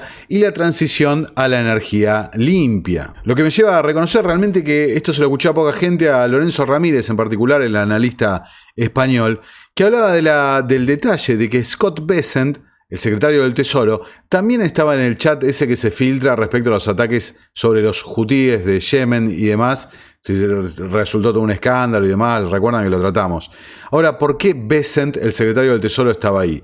Porque hay una interconexión muy fuerte entre el propio desarrollo del complejo militar e industrial y el rol del dólar como moneda de reserva. No se puede separar una cosa de la otra. Más que nada en este contexto de transición hacia la era inteligente, por ejemplo, como decía el Foro Económico Mundial. La respuesta de China, por supuesto, que están atentos a estas cuestiones, Chatham House no ha pasado desapercibido para China. Pekín respondió no solo con un arancel, sino también con nuevos controles a las exportaciones de elementos de tierras raras, así como de imanes permanentes. Y dice acá en el destacado, en una economía globalmente interconectada, las acciones y reacciones unilaterales agresivas pueden provocar shocks sistémicos. Para los que siguen el canal, para mí eso es lo que quieren buscar, esto es lo que quieren lograr. Un shock sistémico que, por ejemplo, posibilite la llegada a un nuevo acuerdo de Bretton Woods, la instalación del sistema tecnocrático, de la digitalización total, del control con las monedas digitales y demás, y que además Estados Unidos cargue con la mochila, con el peso de haber sido quien lo provoque, lo que en una potencial mesa de negociación lo ponga en otro lugar de cara a la opinión pública y a la creación de este nuevo sistema que se viene. Un sistema que los propios Chatham House, Council on Foreign Relations y demás lo han definido hace muchas décadas. Un sistema de gobernanza, una suerte de parlamento mundial. El Washington Post publica, incluso con los aranceles, que al momento de la nota, después vimos que aumentaron para peor, China cree que tiene la ventaja. Vos fíjate que China fue el único país que decidió de entrada salir a pelear el tema. Dice, los funcionarios chinos han dicho durante mucho tiempo que una guerra comercial solo dañará a la economía estadounidense. La última semana de agitación en el mercado y las grietas en el apoyo a los aranceles de Trump han consolidado aún más la opinión de que Pekín solo necesita esperar un poco más para que se produzca una reacción violenta. Para entonces Trump estará bajo mucha presión y tal vez esté dispuesto a negociar con China, y para entonces China estará en una mejor posición para negociar. Si ofrecemos negociar ahora mismo, eso le hace el juego a Trump, declaraban desde China. Los líderes de China reconocen que son asimétricamente vulnerables a una escalada de la guerra comercial y no tolerarán ser presionados públicamente para que se sometan a la voluntad de Trump. China, bajo el liderazgo de Xi Jinping, tiene mucho que perder, atención, en una guerra comercial en espiral. La economía china acaba de empezar a superar una prolongada caída del mercado inmobiliario, un gasto débil y un alto desempleo juvenil. Las empresas y el empleo chinos se verían inevitablemente afectados. Pero como cuando vimos el tema de las fábricas, bueno, a ver, es un pueblo con un paradigma, digamos, que está mucho mejor preparado, ya lo vimos en 2020, para aceptar y ser doblegado, ser coercionado a resistir condiciones que no todo el mundo está dispuesto a aceptar. Ya sea por una visión cultural, inclusive, que tienen respecto a lo que es el bien común y demás, y cómo se desarrolla una sociedad intergeneracionalmente y demás, y cómo se ejerce el poder hace tantos años en China, como también a un sistema, un paradigma normativo legal que permite, digamos, ciertas atribuciones propias de un régimen autoritario que en Occidente no es tan fácil llevar adelante. Les digo que una y otra vez me sorprendo reflexionando cómo 2020 ha sido en cierta forma una prueba de todo esto que se está por venir. Entonces ahí ilustran la foto con una fábrica en China y demás, ¿no? Y fíjate, dice, estas medidas son principalmente para mostrar políticamente y decirle a todo el mundo que China no le teme a Estados Unidos mientras mantiene el comercio. Acá le preguntaban a Bessent en televisión respecto a la respuesta china. Creo que es lamentable que los chinos realmente no quieran venir a negociar porque son los peores infractores en el sistema de comercio internacional. Tienen la economía más desequilibrada en la historia del mundo moderno y puedo decirles que esta escalada es una pérdida para ellos. Tienen algunos economistas muy inteligentes, los académicos, tecnócratas dentro de su burocracia, y estarían diciendo al liderazgo que no tenemos la ventaja aquí. Ellos son el país con superávit, que sus exportaciones a los EU son 5 veces nuestras exportaciones a China, así que pueden aumentar sus aranceles. Pero, ¿y qué? Creo que es lamentable que tecnócratas chinos, dice Bessent, elogiando y hablando de lo lamentable es que no se hayan acercado a negociar. Y desde China la respuesta no tardaba. Estados Unidos actúa con hegemonía, bajo el pretexto de la reciprocidad. Sacrifica los intereses legítimos de otros países para servir a sus propios intereses. Poner a Estados Unidos por encima de las reglas internacionales es típico de unilateralismo, proteccionismo y actos de intimidación económica. China ya publicó la posición del gobierno chino sobre oposición a la imposición arbitraria de aranceles por Estados Unidos. Ha manifestado firme actitud. La imposición arbitraria de aranceles por Estados Unidos priva a países, especialmente del sur global, de su derecho al desarrollo, afectando relaciones Corea-China. ¿Qué tipo de impacto tendrá? Implementar tasas diferenciadas viola el principio de no discriminación de la Organización Mundial del Comercio, daña el orden del comercio internacional y la seguridad y estabilidad de cadenas de suministro, daña gravemente el sistema de comercio multilateral y afecta seriamente el proceso de recuperación económica mundial. Inevitablemente enfrentará oposición generalizada de la comunidad internacional. Los países deben adherirse al principio de consulta, construcción y beneficio compartido, y mantener un verdadero multilateralismo, oponerse conjuntamente a todas las formas de unilateralismo y proteccionismo, defender el sistema internacional con las Naciones Unidas como núcleo, proteger el sistema de comercio regional con la Organización Mundial del Comercio como núcleo. No, recordemos que todas y cada una de las declaraciones de los BRICS celebran la Agenda 2030 y el liderazgo de las Naciones Unidas. Escuchemos a Trump respecto a los socios comerciales. ¿Cómo asegura, señor presidente, tarifas no lleven a socios de EU, socios comerciales en manos de los chinos? No estoy preocupado por eso. No estoy preocupado por eso. Ellos quieren estar en manos de EU. No quieren estar en manos de los chinos. Los chinos han resultado no ser muy buenos en eso. Las personas que están con nosotros, pero no podemos ser aprovechados más tiempo. He observado estos acuerdos y hablado de esto por años. 35 años como nuestro país está siendo estafado. Quiero decir, hace 30 años era Japón, luego fue otra cosa, fue otro grupo. ¿Fue China? China está haciendo el mejor trabajo en eso, francamente. Y simplemente no va a suceder. No va a suceder. ¿Cómo asegurar, señor? El problema es la realidad, cómo estás actuando, ¿no? Porque en un contexto de sanciones por todos lados, un contexto de atacar a Europa, presionar, por ejemplo, a Argentina, aplicarle estos aranceles al resto del mundo, bueno, no estaría funcionando muy bien como para que tus socios digan, bueno, listo, tenemos una relación de confianza y amistad. Si sos impredecible y no sé nunca lo que vas a hacer, insisto, le están sirviendo el juego a China. Un juego que termina derivando en los intereses de estas oligarquías financieras transnacionales. Decía de Chatham House, la versión ¿no? estadounidense fundada por JP Morgan, el Council on Foreign Relations, dice, esta nación isleña es un socio estratégico de Estados Unidos. Los aranceles de Trump lo empujarán hacia China, refiriéndose a la isla de Mauricio. Mauricio le vende 186 millones de dólares más de lo que le compra a Estados Unidos. Entonces Trump le aplica un arancel del 40%. Ahora fíjate, el superávit, lo señala acá en la nota, que tiene Mauricio, fue más o menos el costo de la ceremonia de toma de posesión de Donald Trump, 186 millones de dólares. Pero vos le aplicás un arancel del 40%, lo mataste. Lo mataste directamente. Dicho de otra forma, lo empujaste a los brazos de China. Lo empujaste a que vaya a buscar tratos comerciales con alguien que no le ofrezca un garrote en la cabeza. ¿Para qué querés? Para estos socios, la verdad, prefiero un enemigo. Inclusive la isla de Mauricio dice, de su propio gobierno, no se conoce discriminación arancelaria o no arancelaria contra las empresas estadounidenses. Es decir, nosotros no le cobramos aranceles a los productos estadounidenses. Lo que pasa es que esto no iba de los aranceles, sino de la balanza comercial. Fíjate, Mauricio compra a los Estados Unidos combustible y petróleo y le vende diamantes y mariscos. Entonces, ¿cómo haces para seguir así? Inclusive, por 186 millones de dólares, dice acá la nota. Bueno, a ver, estás al fondo de la lista de los países a los que les van a atender el teléfono, porque es insignificante ese número. Es el costo de la toma de posesión. Pero para Mauricio es crucial ese arancel del 40%. Ahora, lo curioso y lo que muestra cómo piensa esta gente, y por qué yo subrayo, por qué es importante leer estos medios, los medios globalistas, pues fíjate lo que señala, lo marqué acá en rojo. De hecho, es probable que el Pentágono esté observando estos acontecimientos con preocupación, ya que Mauricio está listo para tomar el control de Diego García, hogar de una base militar de Estados Unidos y el Reino Unido, que a pesar de las advertencias sobre los lazos de esta nación con China, Trump firmó la entrega, la independencia, hace solo unas semanas. Y yo mostré mi último video publicado acá en el canal sobre Londres, cómo está moviendo el juego estratégico en las sombras, cómo la base de Diego García se estaba llenando de efectivos para un potencial inclusive ataque aéreo sobre Irán. Entonces, fíjate, no es casual el ejemplo que toman y la intencionalidad de esta publicación.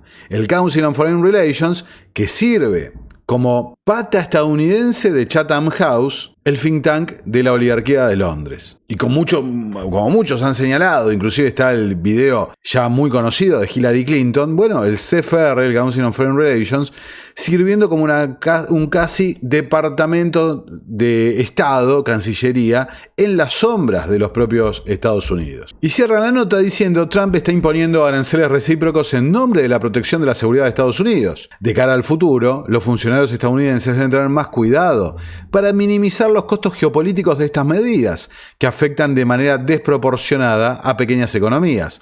De lo contrario, uno de los legados del Día de la Liberación será, la influencia consolidada de China en gran parte del mundo. Ya desde el Foro Económico Mundial y demás lo han dicho hace muchísimo tiempo, inclusive el Council on Foreign Relations, la Comisión Trilateral, los Rockefeller y demás. A ver, este es el resultado que esperaban, inclusive cuando trajeron, ¿no? Llevaron de vuelta a China a Occidente en la década de los 80. Escuchá a Scott Bessent refiriéndose a los socios, ¿no?, que se acercan a China. En términos de escalada, desafortunadamente, el mayor infractor en el sistema de comercio global es China, y son el único país que ha escalado. Y puedo decirle al resto del mundo que no estoy seguro si fue el primer ministro o el ministro de Economía. En España hizo algunos comentarios esta mañana, o bueno, tal vez deberíamos alinearnos más con China. Eso sería como cortarse el cuello uno mismo. Porque puedo decirles, estas exportaciones chinas que el muro arancelario de EU va a mantener fuera, China. Para quienes recuerdan la película de Disney con escobas y cubos de agua, ese es el modelo de negocio chino.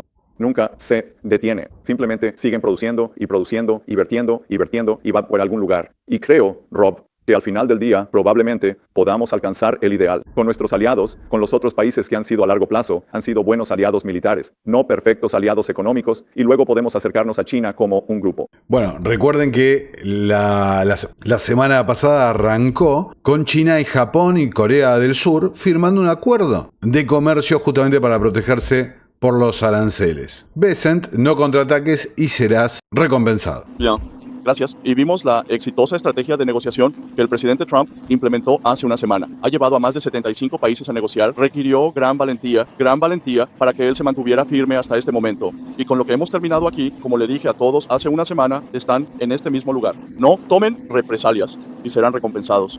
Así que cada país en el mundo que quiera venir y negociar, estamos dispuestos a escucharlos. Vamos a bajar a un arancel base del 10% para ellos y China se elevará a $125 debido a su insistencia en la escalada. ¿Qué es lo que estaba pasando que lo llevó a cambiar la política tan velozmente? No solo el mercado accionario estaba colapsando, sino que el mercado de los bonos, acá lo ven en el gráfico, fíjate, los rendimientos de los bonos estadounidenses a 10 años y 30 años en tendencia vertical, yéndose a la luna, ¿no? Como dicen los de la gente de las criptomonedas y demás.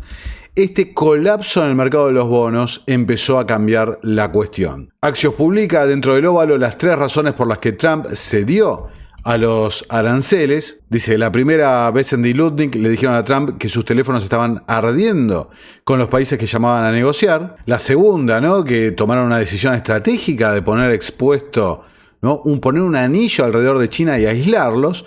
Y la tercera, que es la que menos se ha hablado, convenientemente, fíjate, después de varios días en los que Trump dijo firmemente que la caída del mercado bursátil no le molestaba, la continua caída del mercado, los problemas emergentes en el mercado de bonos y la caída del valor del dólar se volvieron imposibles de ignorar. Líderes mundiales, amigos, aliados en el Congreso, principales donantes y directores ejecutivos estaban rogando por una pausa. Entonces Bloomberg publica caos de bonos, manía de acuerdos y Jamie Dimon dentro de la reversión de aranceles de Donald Trump. El presidente ejecutivo de JP Morgan Chase, Jamie Dimon, despertó el interés del presidente particularmente cuando dijo que era perfectamente razonable concluir que el comercio global era injusto. Dimon alentó a los responsables de la política exterior a adoptar un enfoque tranquilo y negociar algunos acuerdos comerciales. Trump entonces elogió a Jamie Dimon diciendo que él lo entendía, ¿no?, que la agarraba. Es muy inteligente y muy genuino financieramente, hizo un trabajo fantástico en el banco y él sabe que todo el mundo lo sabe. Pero Dimon también advirtió que una recesión era un resultado probable de las medidas de Trump y que las empresas estaban recortando en medio de la incertidumbre. Los mercados no siempre tienen razón, pero a veces tienen razón, dijo Jamie Dimon paseándose por la televisión como mostramos al principio. Desde Fox también se preguntaban qué había pasado para este cambio tan fuerte respecto a las declaraciones, a los actos del presidente Trump. Bueno, quiero decir, debido a los mensajes contradictorios, ¿cómo puedes dudar de ellos? Quiero decir, seamos claros sobre lo que sucedió. ¿Sabes quién se rindió aquí y por qué? Y, ¿sabes? No quiero decir esto porque soy un patriota. Soy estadounidense, pero es la Casa Blanca la que se rindió, según todo lo que escucho y todas mis fuentes. Y la razón es por el mercado de bonos y lo que sucedió anoche. Sabes, Besson sabe esto mejor que nadie. Cuando tienes rendimientos del bono a 10 años, subiendo al 5%, las cosas comienzan a detenerse. Cuando tienes los mercados de préstamos desordenados. Por cierto, ¿quién estaba vendiendo los bonos? Alguien le preguntó si era China, ¿verdad? No lo era. Era Japón. Mientras él negociaba con Japón, según mis fuentes, estaba manejando grandes firmas de gestión de dinero que están involucradas en el mercado de bonos, sin dar nombres. Japón estaba vendiendo bonos porque creían que este no era un gran lugar para hacer negocios. Eso los obligó a actuar. Ahora, lo que puedes decir legítimamente aquí es, Trump decidió tomar la victoria, y aquí está el porqué. Había un potencial de acuerdo abrumador aquí, entre todo el mundo, excepto quizás China. Correcto. Todos querían algo, así que él tomó la victoria. Asegúrate de no cometer errores al respecto. Peter Navarro estaba hablando hasta ayer sobre no tomar la victoria, y ahora lo hicieron, y todo es por el mercado de bonos. Quiero señalar... Todo es por el mercado de bonos, un mercado de bonos que no era China el que estaba vendiendo, sino Japón, ¿no? A escala importante. China también vendió, pero a una escala menor. Ahí lo tenés, ¿no? Si lees entre líneas, bueno, hay un problema de credibilidad y confianza en los Estados Unidos. Le preguntan a Leavitt y a Bessent si pueden explicar el proceso de toma de decisiones que llevó a la pausa, ¿no? Escucha. Terry Besson, ¿puedes explicar más sobre la toma de decisiones, lo que parece ser una reversión aquí? Entraron en vigor hace menos de 15 horas. ¿Por qué la pausa ahora? No, nuevamente, el presidente Trump creó el máximo apalancamiento de negociación. ¿No? ¿Puedes explicar la toma de...? No. El presidente Trump es un fenómeno, creó el apalancamiento, ¿no? Entonces ya lo veíamos a Gasparino 2 veces afirmando en distintos momentos lo mismo, ¿no? Es Japón el que estaba soltando y el mercado de bonos causó pánico. Escuchá a Trump. ¿Viste lo que pasó hoy? No sé si todavía está ahí. ¿Sabes? Esto miré hace una hora, pero estábamos subiendo como cerca de 3.000 puntos. Nadie ha visto un día así. Creo que es un récord, ¿no es así? Definitivamente. ¿Es un récord? ¿Quién hubiera pensado que íbamos a tener un récord así después de ver? Pero porque los genios del mundo lo entienden. ¿Viste lo que pasó hoy? Ahí lo tenés a Trump y los seguidores, ¿no? En un nivel de obsecuencia, como vengo notando. Bessent, Lutnick le dice, tenemos un récord tremendo, 3.000 puntos de subida del mercado. Bueno, pero sin decir que habías arrancado 2.000 puntos más arriba. O sea, en realidad todavía estás en terreno negativo. Pero bueno, todos, ¿no? Somos unos fenómenos directamente. Acá en otra entrevista Tienes al mercado viendo... Volvió a repetir lo mismo, ¿no? Sí, eso es aproximadamente casi 7.000. 2.500 puntos. Nadie ha oído hablar de eso. Lo mismo alardear de la subida brutal del mercado, que como vimos al principio también publicándolo, los amigos llenándose de plata y demás, sin mencionar eso, la caída previa. Cierro. Increíble. Sí. Simplemente haces un anuncio. Señor, soy inteligente, gracias. No, hice un anuncio y subió el mercado 3.000 puntos. Bueno, pero también hiciste un anuncio antes y se desmoronó. Pero bueno, realmente me llama la atención. Hasta parece un poco desconectado, ¿no? Donald Trump al respecto. Ahora, después de decir una y otra vez que no es nuestra genialidad y la verdad que nuestro arte de negociación y cómo manipulamos las cosas y demás, bueno, salió a hablar un poco de la verdad. Fíjate acá también doblado al español. Señor presidente, tengo una pregunta para usted. Una vez más. Comenzó la mañana diciendo, tranquilos. Y unas pocas horas, después se puso una pausa a los aranceles. ¿Puede explicarnos qué estaba pensando? ¿Por qué decidió poner una pausa de 90 Bueno, pensé días? que la gente estaba saliéndose un poco de la línea. Se estaban poniendo nerviosos, ¿sabes? Se estaban poniendo un poco nerviosos, un poco asustados, a diferencia de estos campeones, porque tenemos un gran trabajo por hacer. Ningún otro presidente habría hecho lo que yo hice. Conozco a otros presidentes, no lo habrían hecho y tenía que hacerse. Lo que nos estaba pasando en el comercio, no solo con, ya sabes, si lo miras, no solo con China, pero China fue de lejos el mayor abusador de la historia y otros también. Pero... Señor presidente. O sea, la pausa no fue por las negociaciones y por esto o por lo otro, sino porque vimos que los mercados se estaban poniendo nerviosos, no como los muchachos que ya lo vimos que adentro en el Salón de Oval defendían la cantidad de plata que habían ganado, ¿no? Acá María Bartiromo de Fox le pregunta a Bessent por qué están haciendo esto. La verdad, una respuesta compleja. La gente, los líderes empresariales me dicen, ¿por qué hacemos esto? Todos estaban emocionados con la agenda de Trump. Desregulación, el aprovechamiento de la energía, recortes de impuestos. Con estos aranceles, todo cambió. ¿Por qué hacemos esto? Bueno, María, creo que como dijiste en el último segmento, es todo lo anterior. Sabes, el presidente Trump fue elegido con un mandato, sabes, ha cerrado la frontera. Así que, revisa eso. Estamos llevando a cabo una deportación muy grande de personas criminales y personas que han excedido allí sus visitas, su periodo. Así que estamos en medio de eso. Y ahora el presidente Trump está abordando la agenda comercial y esto no se hace en aislamiento. Sin embargo, cuando no estaban en campaña y demás, bueno, empezaban a hablar bastante más claro de por qué están haciendo esto. Escúchalo a Bessent. No me gusta repetir conversaciones privadas con el presidente, pero repetiré esta porque creo que realmente ilustra dónde estaba su mente. La primera vez que fui a verlo, lo vi en Mar-a-Lago. Él dijo, Scott, ¿cómo vamos a reducir estas deudas y déficits sin causar una recesión? Eso es exactamente donde estamos ahora. ¿Cómo vamos a reducir la deuda y los déficits sin causar una recesión? Y le dije, señor, cuando gane usted no nos llevó hasta aquí. Vamos a establecer un objetivo para 2028. Queremos volver al promedio a largo plazo. Vamos a desinflarlo lentamente. El promedio es 3%. Aproximadamente un déficit de 3.5% del PIB. Sigo diciendo que en EU no tenemos un problema de ingresos, tenemos un problema de gasto porque estamos promediando alrededor del 18% de ingresos. La administración de Biden lo desbordó, aumentó el gasto a 25%. Normalmente es 21.5. Tenemos un 2% de inflación. Logramos un PIB nominal de 3.8 y todo se equilibra. ¿Cómo reducir el déficit y demás y el gasto sin entrar en recesión? Entonces, para eso lo fueron a buscar a Miliband. ¿Se acuerdan lo que decían a Miliband? Del plan el acuerdo de Mar-a-Lago, la devaluación coordinada del dólar. Una devaluación coordinada que impulsaría, abaratando el dólar, la producción manufacturera de los Estados Unidos. Recordemos. Un acuerdo de divisas, un acuerdo de Mar-a-Lago en proceso. El presidente ha sido muy claro en que está enfocado en aranceles justos y recíprocos. Y ya sabes, eso es en lo que el equipo está trabajando. ¿Es objetivo para 2026 hacer pacto de divisas? Mira, lo vería así. Lo vería como que Estados Unidos ha estado teniendo déficits comerciales y de cuenta corriente muy significativos durante un periodo de tiempo muy largo. Muy costosos para nosotros económicamente. Son muy costosos desproporcionadamente costosos para algunas partes del país que dependen de la manufactura, dependen de las exportaciones. Y hay una variedad de medios para tratar de abordar ese problema, ¿verdad? El presidente ha sido muy claro en que quiere comenzar con aranceles. Y eso es lo que estamos haciendo, ¿verdad? Estamos comenzando con aranceles, avanzando en aranceles. Vamos a seguir avanzando con los aranceles. El 2 de abril está a la vuelta de la esquina y ese es el único enfoque en este momento. ¿Podría ser algo que se considere en el futuro? Claro, podría ser. Un acuerdo. ¿No? El acuerdo de Mar-a-Lago está en la agenda, algo que se considera futuro, luego de los aranceles, dice Stephen Miliband. Claro, omite que mucho tiene que ver con el propio rol del dólar, ¿no? Como moneda de reserva. En los escritos lo dice, en público no lo habla tanto.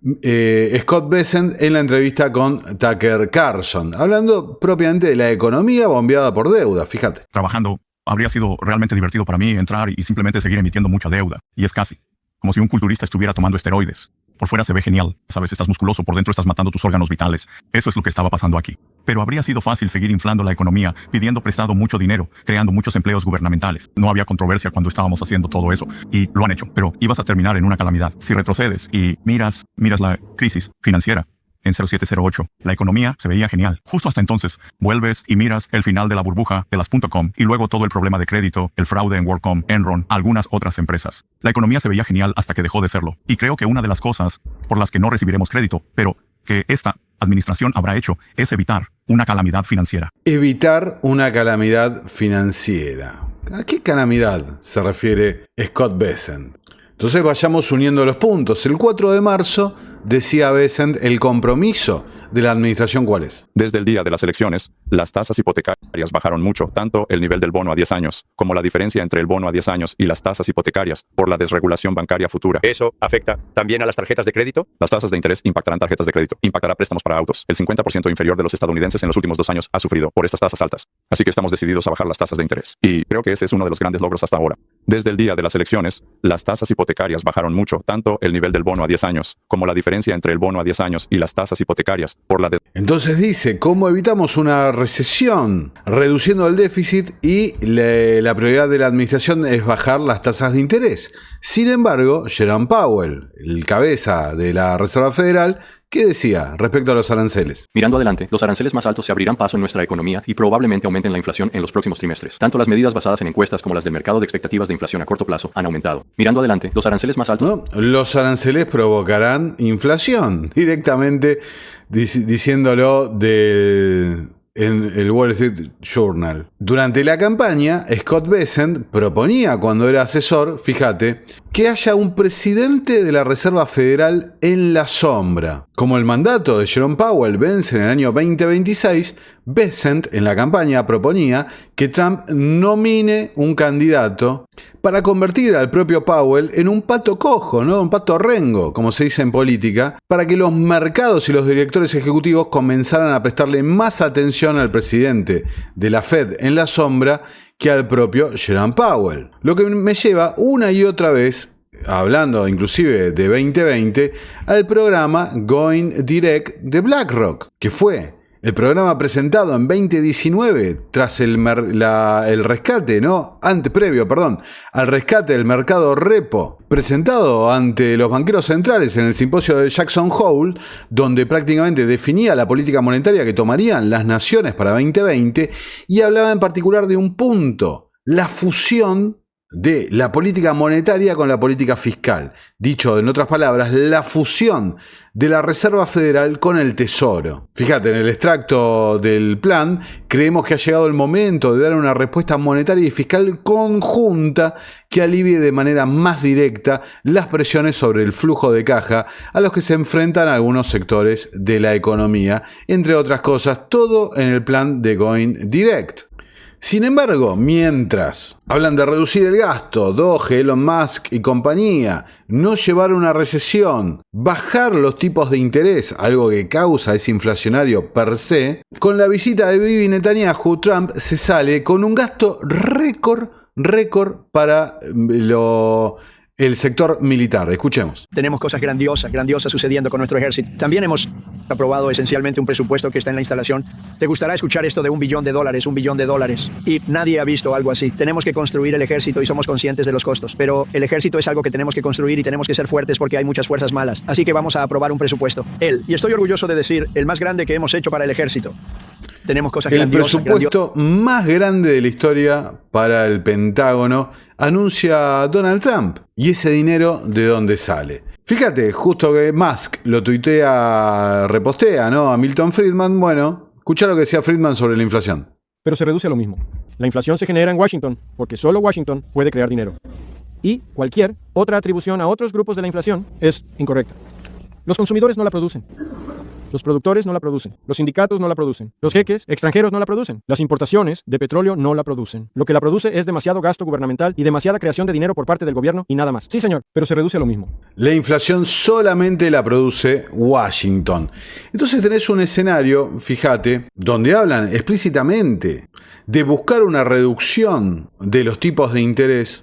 Todos presentan a los aranceles como algo que va a llevar a una disparada de la inflación y preparando el escenario para que justamente la Reserva Federal aparezca en escena al rescate bajando los tipos. Lo que, como indica la teoría económica, ahí lo escuchan a Friedman, bueno, eso es lo que va a desempolvar la inflación. ¿Y cuál es el objetivo de bajar los tipos? ¿Y por qué toda esta guerra comercial, ciertamente?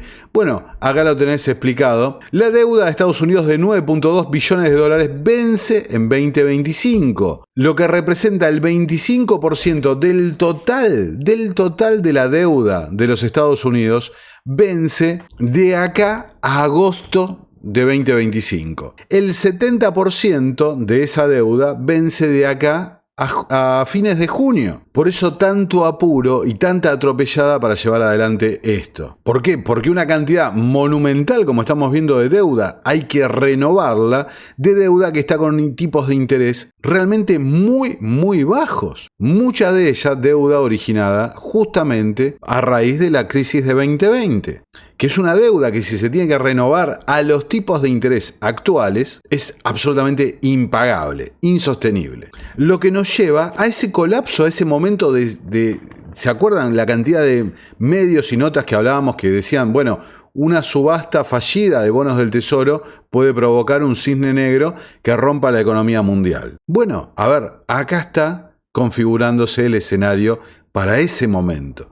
Por eso la apurada a recular toda la política que estaban llevando adelante de una forma muy desordenada. Cuando vieron que en el mercado de los bonos se le estaba yendo de las manos, en lugar de bajar los tipos, de bajar los rendimientos, estaban subiendo de una forma descontrolada, vertical, como decía el Financial Times.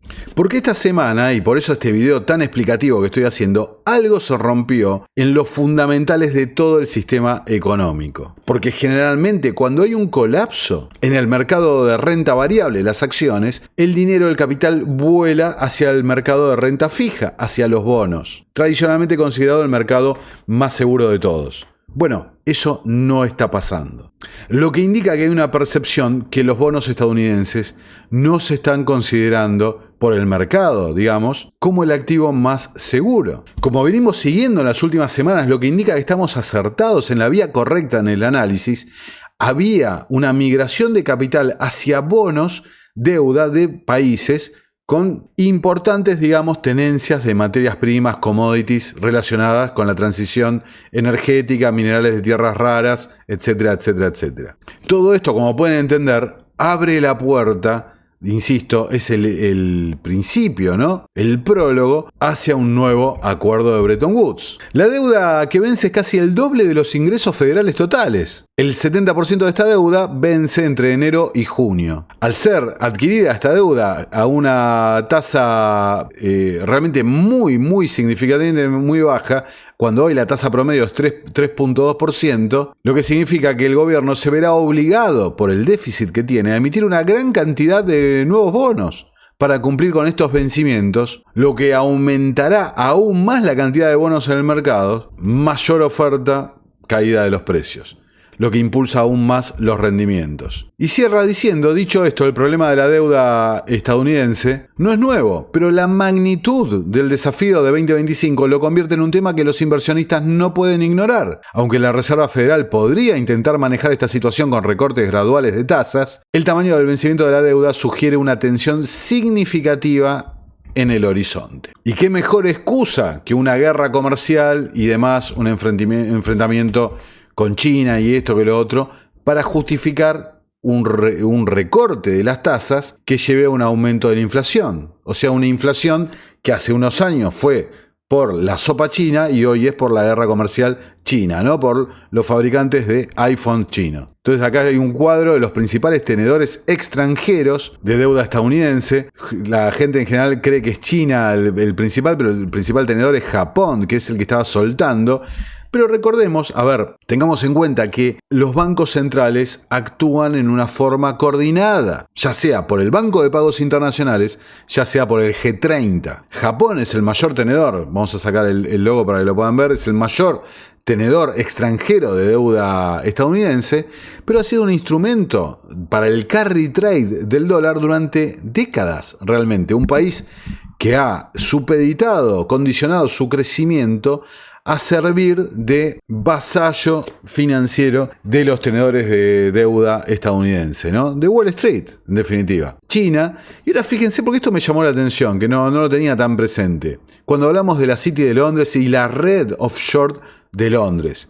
Reino Unido, Luxemburgo, Caimán, las Islas Caimán, Taiwán, Hong Kong, Singapur. Todos países parte de esa red. Podemos agregar dentro de la Commonwealth y demás, Canadá, Irlanda. Los que hace, si vos combinás los países Commonwealth o los países inclusive de la red esta de la offshore de la City de Londres, bueno, aparece otro principal tenedor de deuda, ¿no? El Telegraph publica la opción nuclear que podría tomar China en una guerra comercial con Estados Unidos, refiriéndose a, bueno, ¿y qué pasa si China, para compensar las pérdidas de ingresos, empieza a soltar a gran escala los bonos del Tesoro estadounidense? Una medida que si es llevada a una gran escala, aunque tengo mis dudas respecto al volumen, a la cantidad que se puede hacer en periodo de tiempo, bueno, podría llevar a frustrar la estrategia de la propia Reserva Federal o la Casa Blanca de bajar los tipos de interés. Acá el Mercurio publica: China sabe que Trump quiere tasas de interés más bajas, por lo que está vendiendo una cantidad masiva de bonos del Tesoro para impulsar las tasas de interés al alza, ¿no? Los rendimientos al alza. Impulsando esos rendimientos al alza va a hacer que esa renegociación por la nueva deuda sea imposible con tipos de interés más bajos. Absolutamente imposible. Pero ya insisto, Japón es el que lo está haciendo. Y el mayor, fíjense una cosa, el mayor tenedor en realidad de bonos del Tesoro estadounidenses, acá lo publicó Daniel Lacalle, es la Reserva Federal. Lo que, como siempre, nos lleva, cuando hablamos de este punto, a decir que es un sistema y cuyos dueños son los bancos de mayor capitalización de los Estados Unidos. Que imagino que son bancos que no están interesados justamente en tener pérdidas respecto a su tenencia de bonos. Acá el Financial Times empieza con la cuestión: la venta masiva de bonos del Tesoro de Estados Unidos se profundiza a medida que se cuestiona el estatus de refugio seguro de los bonos del Tesoro estadounidense. Y ahí ven en el gráfico cómo el propio anuncio de Trump disparó el rendimiento de los bonos, es decir, una venta masiva Dice, la medida arrastró al alza los costos de endeudamiento de los gobiernos en todo el mundo, con los rendimientos en el Reino Unido y Japón subiendo bruscamente. Las medidas ofrecen un nuevo desafío para la administración Trump, que anteriormente había citado la reducción de los rendimientos de bonos del Tesoro como un objetivo político. Lo vimos a Bessent diciéndolo. Y podrían marcar una pérdida de confianza de los inversores en el mercado de deuda soberana más grande del mundo. La venta masiva puede estar señalando un cambio de régimen en el que los bonos del Tesoro de Estados Unidos ya no son el refugio seguro de la renta global, escribe el Citi. En una señal de que los inversores abandonan los activos de bajo riesgo y se centran en tener efectivo. Fíjate, Larry Summers, el ex secretario del Tesoro de los Estados Unidos, miembro del Council on Foreign Relations, vinculado a Jeffrey y demás, escribió en X, este es un patrón altamente inusual, sugiere una aversión generalizada a los activos de Estados Unidos en los mercados financieros globales, lo que les conté antes. Estamos siendo tratados por los mercados financieros globales como un mercado emergente problemático. Y recuerdan que la semana pasada les mostré de cómo Europa hablaba de los riesgos de las líneas de swap, los préstamos de la Reserva Federal a los bancos centrales para darle liquidez en dólares para cumplir con las obligaciones. Bueno, fíjate lo que está pasando. Dice, en otra señal de tensión en los mercados, los diferenciales entre los rendimientos de los bonos y los swaps se han ampliado bruscamente, es decir, una inversión prácticamente de riesgo nulo e interés muy bajo. Los swaps se está disparando. Esto ejerce, como dice acá Nick Lawson, gran presión sobre todo el sistema financiero. Los fondos de cobertura tienen billones de dólares inmovilizados en este tipo de estrategia. A medida que las cosas se intensifican, se ven obligados a vender todo lo que pueden, incluso buenos activos, solo para mantenerse a flote. Si la Reserva Federal no interviene pronto, esto podría convertirse en una crisis en toda regla. Lo que muestra a las claras por qué BlackRock se estaba diversificando hacia instrumentos reales, infraestructura y demás. Porque el mercado no es un juego de suma cero. Para estos que están vendiendo de urgencia, hay otro que está comprando con precios de descuento, concentrando aún más las manos. Ven lo que hace rato que venimos, acá hay una gran transferencia de riqueza de unas manos a la otra. Mientras, o sea, son muchas agendas paralelas que están confluyendo en un punto. Transferencia de riqueza, establecimiento de nuevos sistemas, reconfiguración de las relaciones internacionales y el sistema de gobernanza mundial. Y todo esto está ocurriendo gracias al establecimiento de estas políticas, haciendo un shock a la 2020, donde se cortan las cadenas de suministro y se da, valga la redundancia, suministro de liquidez a todo el mercado, yendo directo, ¿no? El plan de BlackRock. Desde el Deutsche Bank dicen, los mercados están valorando una creciente probabilidad de un recorte de emergencia, tal como vimos durante la agitación de 2020 o el apogeo de la crisis financiera mundial de 2008. Y también desde el Deutsche Bank dicen, estamos entrando en territorio desconocido en el sistema financiero mundial. El Telegraph, la guerra comercial amenaza con una crisis financiera mundial, advierte el Banco de Inglaterra, publicado el 9 de abril. El entorno de riesgo global se ha deteriorado y la incertidumbre se ha intensificado. La probabilidad de eventos adversos y la gravedad de su potencial de impacto ha aumentado. El riesgo de nuevas correcciones bruscas sigue siendo alto. Los riesgos asociados con las preocupaciones sobre la sostenibilidad de la deuda, incluido los fuertes aumentos en los rendimientos de los bonos gubernamentales, podrían cristalizarse con relativa rapidez, particularmente si van acompañados de rápidas salidas de capital. El aumento de los niveles de deuda y de los costos de servicio de los gobiernos a medida que se refinancia la deuda también podría reducir la capacidad para responder a futuras crisis. Y tengan en cuenta, ¿no?, cuál podría ser la crisis que va a aparecer, donde los gobiernos no van a poder responder y la solución sea tan drástica como la que, insisto, se probó en 2020. Bloomberg publica algo que a mí me parece, la verdad, bastante relativo, pero se los traigo para compartir, para que tengan el panorama completo. Como dije al principio, el mundo está encontrando una alternativa plausible a los bonos del Tesoro estadounidense, refiriéndose a la compra de deuda alemana, relacionándolo también con el ascenso al poder de un ex empleado de BlackRock, quien ha decidido cambiar la tradicional política de Alemania de orden fiscal y demás hacia un impulso al gasto, lo que prevé lógicamente mayor y más cantidad de emisión de deuda alemana. Una deuda que, como acá dice Bloomberg, el mercado la ve como deuda más segura que la estadounidense.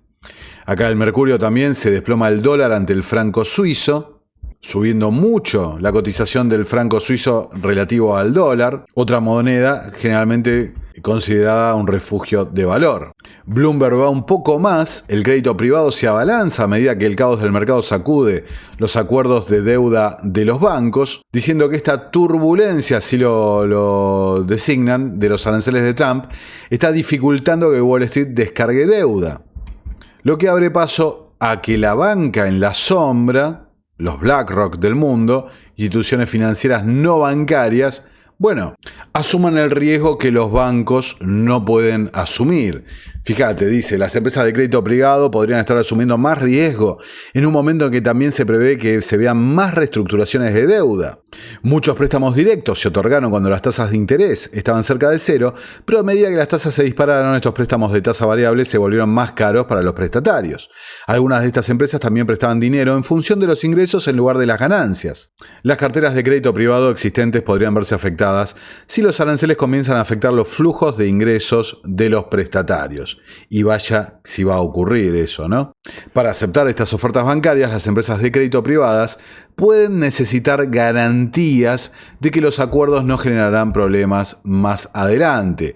Es decir, que lo que venimos señalando respecto a los bonos gubernamentales también le toca a los bonos privados, a las deudas corporativas. Y el problema, como indicamos cuando referimos a la gran toma de David Webb, son las garantías. No alcanzan las garantías. Es muy importante y sé que es un video larguísimo, me estoy extendiendo muchísimo, pero les quiero mostrar todo el panorama para que vean cómo estamos yendo hacia el escenario de la gran toma. Sin lugar a dudas, estamos yendo a un escenario de un colapso nunca antes visto, al menos en nuestras generaciones, sobre los mercados. Fíjate, el Telegraph, si crees que es alarmante ahora, espera a que Trump arruine el mercado de bonos. O sea, vamos más allá de los aranceles y la guerra comercial y demás. Fíjate, habla de la deuda offshore, los dólares creados por la red de la City de Londres. Atención, 39 billones de euros en contratos y swaps de deuda, o que se van a renovar con una tasa de interés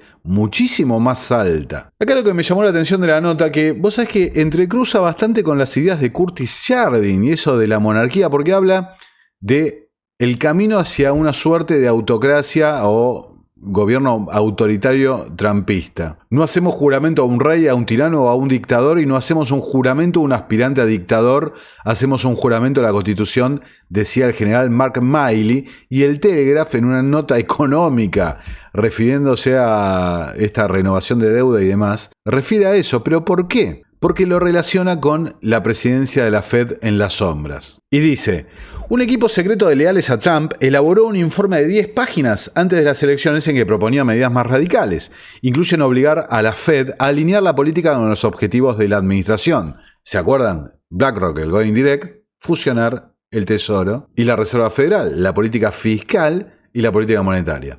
O inclusive hacer que el presidente sea un miembro en funciones de la Junta de la Fed.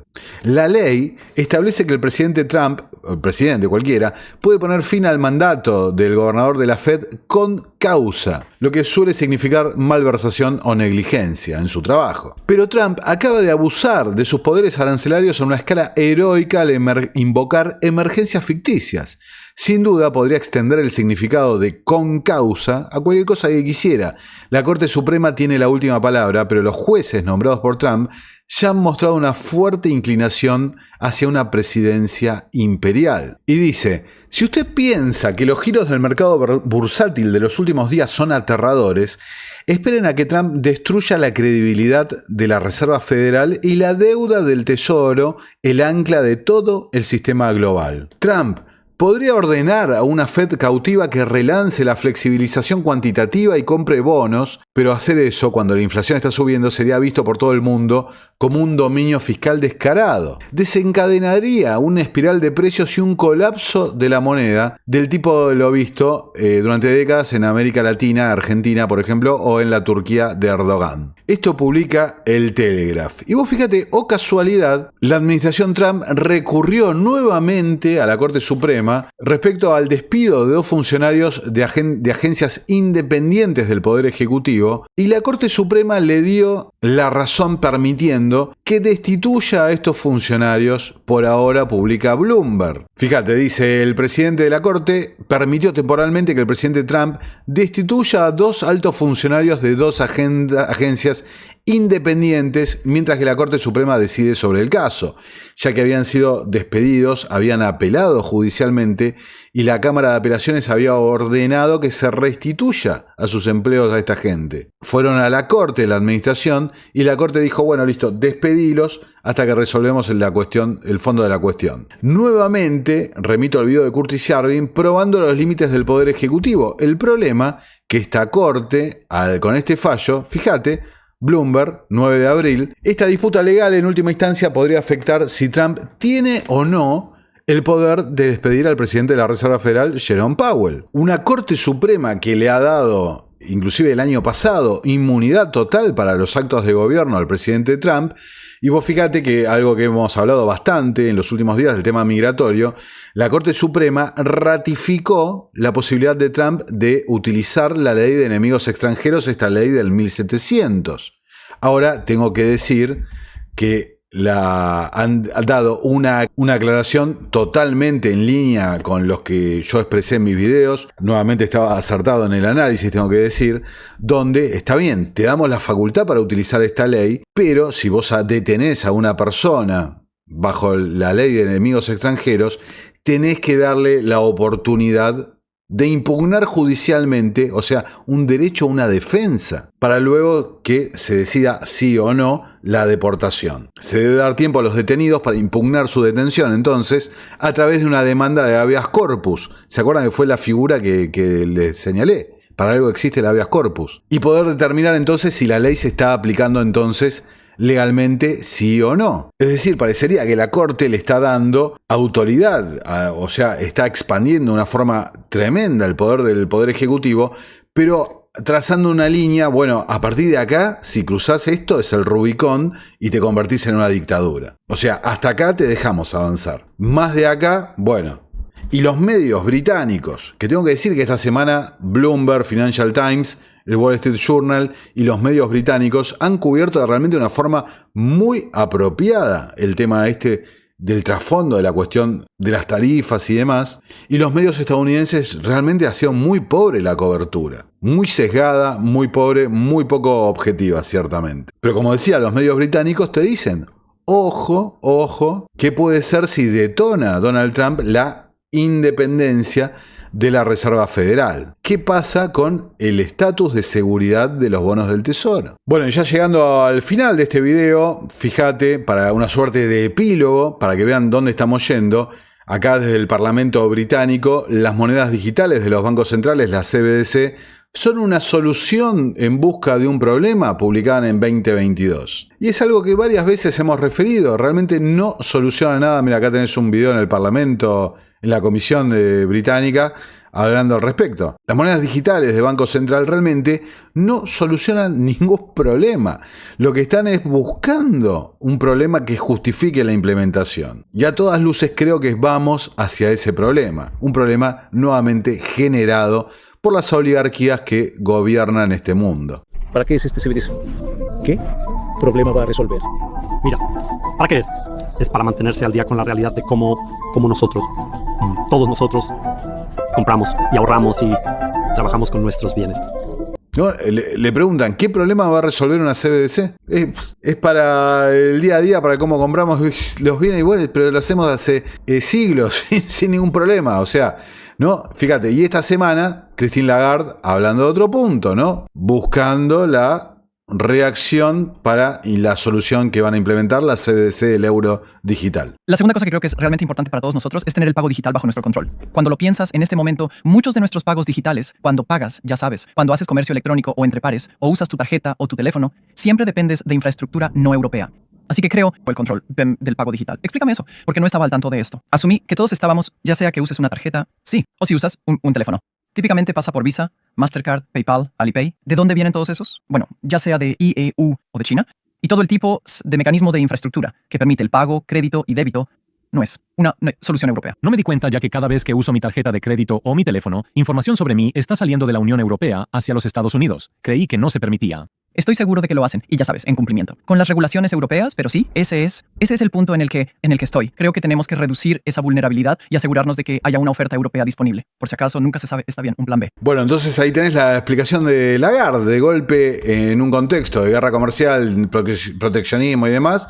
Bueno, viste, descubrieron que Visa, PayPal y demás no están en Europa. La solución, el euro digital, muchachos, por supuesto. Entonces, recordemos, ¿qué decía Larry Fink? Creemos que el próximo paso es tokenizar los activos financieros. Y eso significa que cada acción, cada bono, tendrá su propio QSIP. Estará en un libro mayor general. Cada inversor, tú y yo, tendremos nuestro propio número. Nuestra identificación. Podríamos deshacernos de todos los problemas de ilícitos con bonos y acciones y digitales. Pero lo más importante, podríamos personalizar estrategias con tokenización adaptada. Tendríamos una liquidación instantánea. Piensa en el costo de liquidar bonos y acciones. Si tuvieras una tokenización, todo sería inmediato porque es solo un elemento de línea. Por eso consideramos esta transformación tecnológica para los activos financieros. Si quieres hablar sobre votación, si sabemos siempre quién es el propietario de esa acción y es el momento de votar, cada individuo que tiene propiedad puede votar sus propias acciones. Entonces, Larry Fink te dice todo en un libro unificado, todo controlado, todo tokenizado, todo democratizado, pues son tan generosos como Besant al principio, ¿no? Queremos compartir y demás. No es el tiempo de Wall Street, es el tiempo de Main Street. Y para eso acepta la solución, ¿no? Al nuevo paradigma, digamos, que se viene. Pero las criptomonedas van a jugar un papel importante. La digitalización de la moneda, la digitalización de... Soy un gran creyente en esto. Una cosa va a cambiar. Bloomberg, incluso. Creo que vamos a estar a la vanguardia de la tokenización de bonos y acciones que vienen y tenemos la tecnología ahora. El hecho de que ahora estemos avanzando en la tokenización, cada bono y acción es una locura. Deberíamos estar avanzando hacia esa frontera. Obviamente hay ganadores y perdedores y todo eso, pero necesitamos estar preparados para la tokenización y democratizaría más las finanzas si tokenizáramos bonos. Tokenizáramos bonos, ¿no? En un contexto, insisto, de, a ver, se puede venir en cualquier momento un cisne negro. El mercado de los bonos. Ripple, un abonado viejo a este canal, fíjate, compra el principal corredor broker Hayden Road por 1.25 mil millones de dólares. Hayden Road, que ofrece servicios de compensación, corretaje principal, financiación en divisas, activos digitales derivados, swaps e ingresos fijos. Ripple, entonces, también preparándose para el sistema de mañana abarcar todos los sectores de la nueva infraestructura. Acá Peter Navarro, el asesor de la Casa Blanca, estuvo envuelto en una polémica bastante fuerte con Elon Musk esta semana. A ver, porque hay una parte más insidiosa todavía de la agenda que se viene. Y creo que la estamos dejando de lado. Fíjate lo que decía. Órdenes de comercio mundial. ¿Pero vamos a fabricar iPhones en Estados Unidos? Algunas cosas vamos a hacer. Vamos a poder hacerlo mediante más automatización. Habrá trabajos para robots. Trabajos para humanos, te lo digo, Laura. Esto va a ser una era dorada y la cosa como... Órdenes de comercio mundial. ¿No? Ludnick te dice, no, mira, van a ser los estadounidenses los que van a ocupar las fábricas y demás. Ahí Peter Navarro te dice, no, pará. Automatización, robots y demás. ¿Se acuerdan, principio de año, las declaraciones de Larry Fink en el Foro Económico Mundial? Pasémosla de vuelta. ¿Sabes? Solíamos pensar que la población decreciente es una causa de crecimiento negativo. Pero en mis conversaciones con el liderazgo de estos grandes países, desarrollados que tienen políticas de inmigración xenofóbicas, no permiten que nadie entre. Disminución del desempleo. Disminución demográfica. Estos países desarrollaremos rápidamente la robótica, la inteligencia artificial y la tecnología. Y es una promesa, y va a suceder, pero es una promesa de todo lo que transforma la productividad, que la mayoría de nosotros pensamos que lo hará. Podremos elevar el nivel de vida de los países, el nivel de vida de los individuos, incluso con poblaciones en disminución. Y así, el paradigma del crecimiento negativo de la población va a cambiar. Y los problemas sociales que uno tendrá al sustituir humanos por máquinas va a ser mucho más fácil en esos países que tienen poblaciones en declive. Va a ser más fácil el desarrollo en países con poblaciones en declive gracias a la automatización y la inteligencia artificial. Lo que ciertamente empieza a tener bastante más criterio, ¿no? Inclusive cómo se emplaza y se lleva adelante las políticas que están llevando en el momento. Scott Bessent, también en la Asociación de Banqueros Estadounidenses, fíjate lo que decía. Algo que pasó totalmente desapercibido. Examinaremos detenidamente los impedimentos regulatorios para blockchain, monedas estables y nuevos sistemas de pago. Y consideraremos reformas para liberar el increíble poder de los mercados de capitales de EEUUU. Los estadounidenses merecen servicios financieros que funcionen para todos, especialmente la calle principal. Bajo el liderazgo del presidente Trump, el Departamento del Tesoro y yo les entregaremos eso. Gracias. Así que no, con la retórica, ¿no? La Main Street, el trabajador contra Wall Street, vamos a liberar el capital en los mercados tokenizados y en los mercados digitales. ¿O querrá decir en realidad que ante un problema de liquidez que lleve a un colapso total de la economía, vamos a montar el nuevo sistema digital que le va a proporcionar la liquidez que le falta al sistema actual cuando colapse? O inclusive lo llevo más, durante el colapso, la hipótesis de David Webb de la gran toma, donde los acreedores privilegiados van a ser los que se van a quedar con la propiedad y no los inversores minoristas como vos, como yo y demás.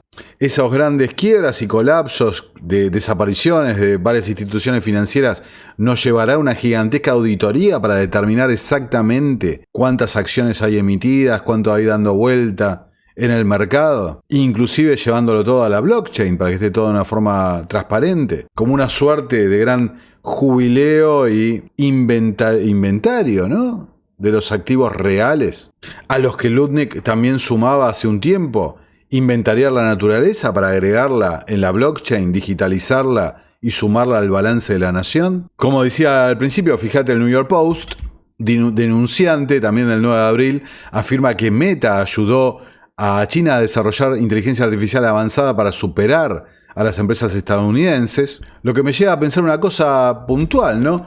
Fíjate, CNN, estos líderes tecnológicos hicieron donaciones a Trump, ahora perdieron miles de millones de dólares, ilustrado por el rostro de los oligarcas de Silicon Valley, unos oligarcas que estaban totalmente al tanto del plan de Peter Thiel, Curtis Yarvin, de las políticas de Donald Trump y demás, pero sin embargo fueron, en particular después del evento de Butler, en masa, ¿no?, a apoyar un plan que les está derrumbando, ¿no?, las cotizaciones en bolsa. O acá hay un juego que no estamos viendo, que las pérdidas de hoy van a ser, ganancias excepcionales mañana, con una concentración de mercado y estableciendo el tecnato, eliminando la competencia.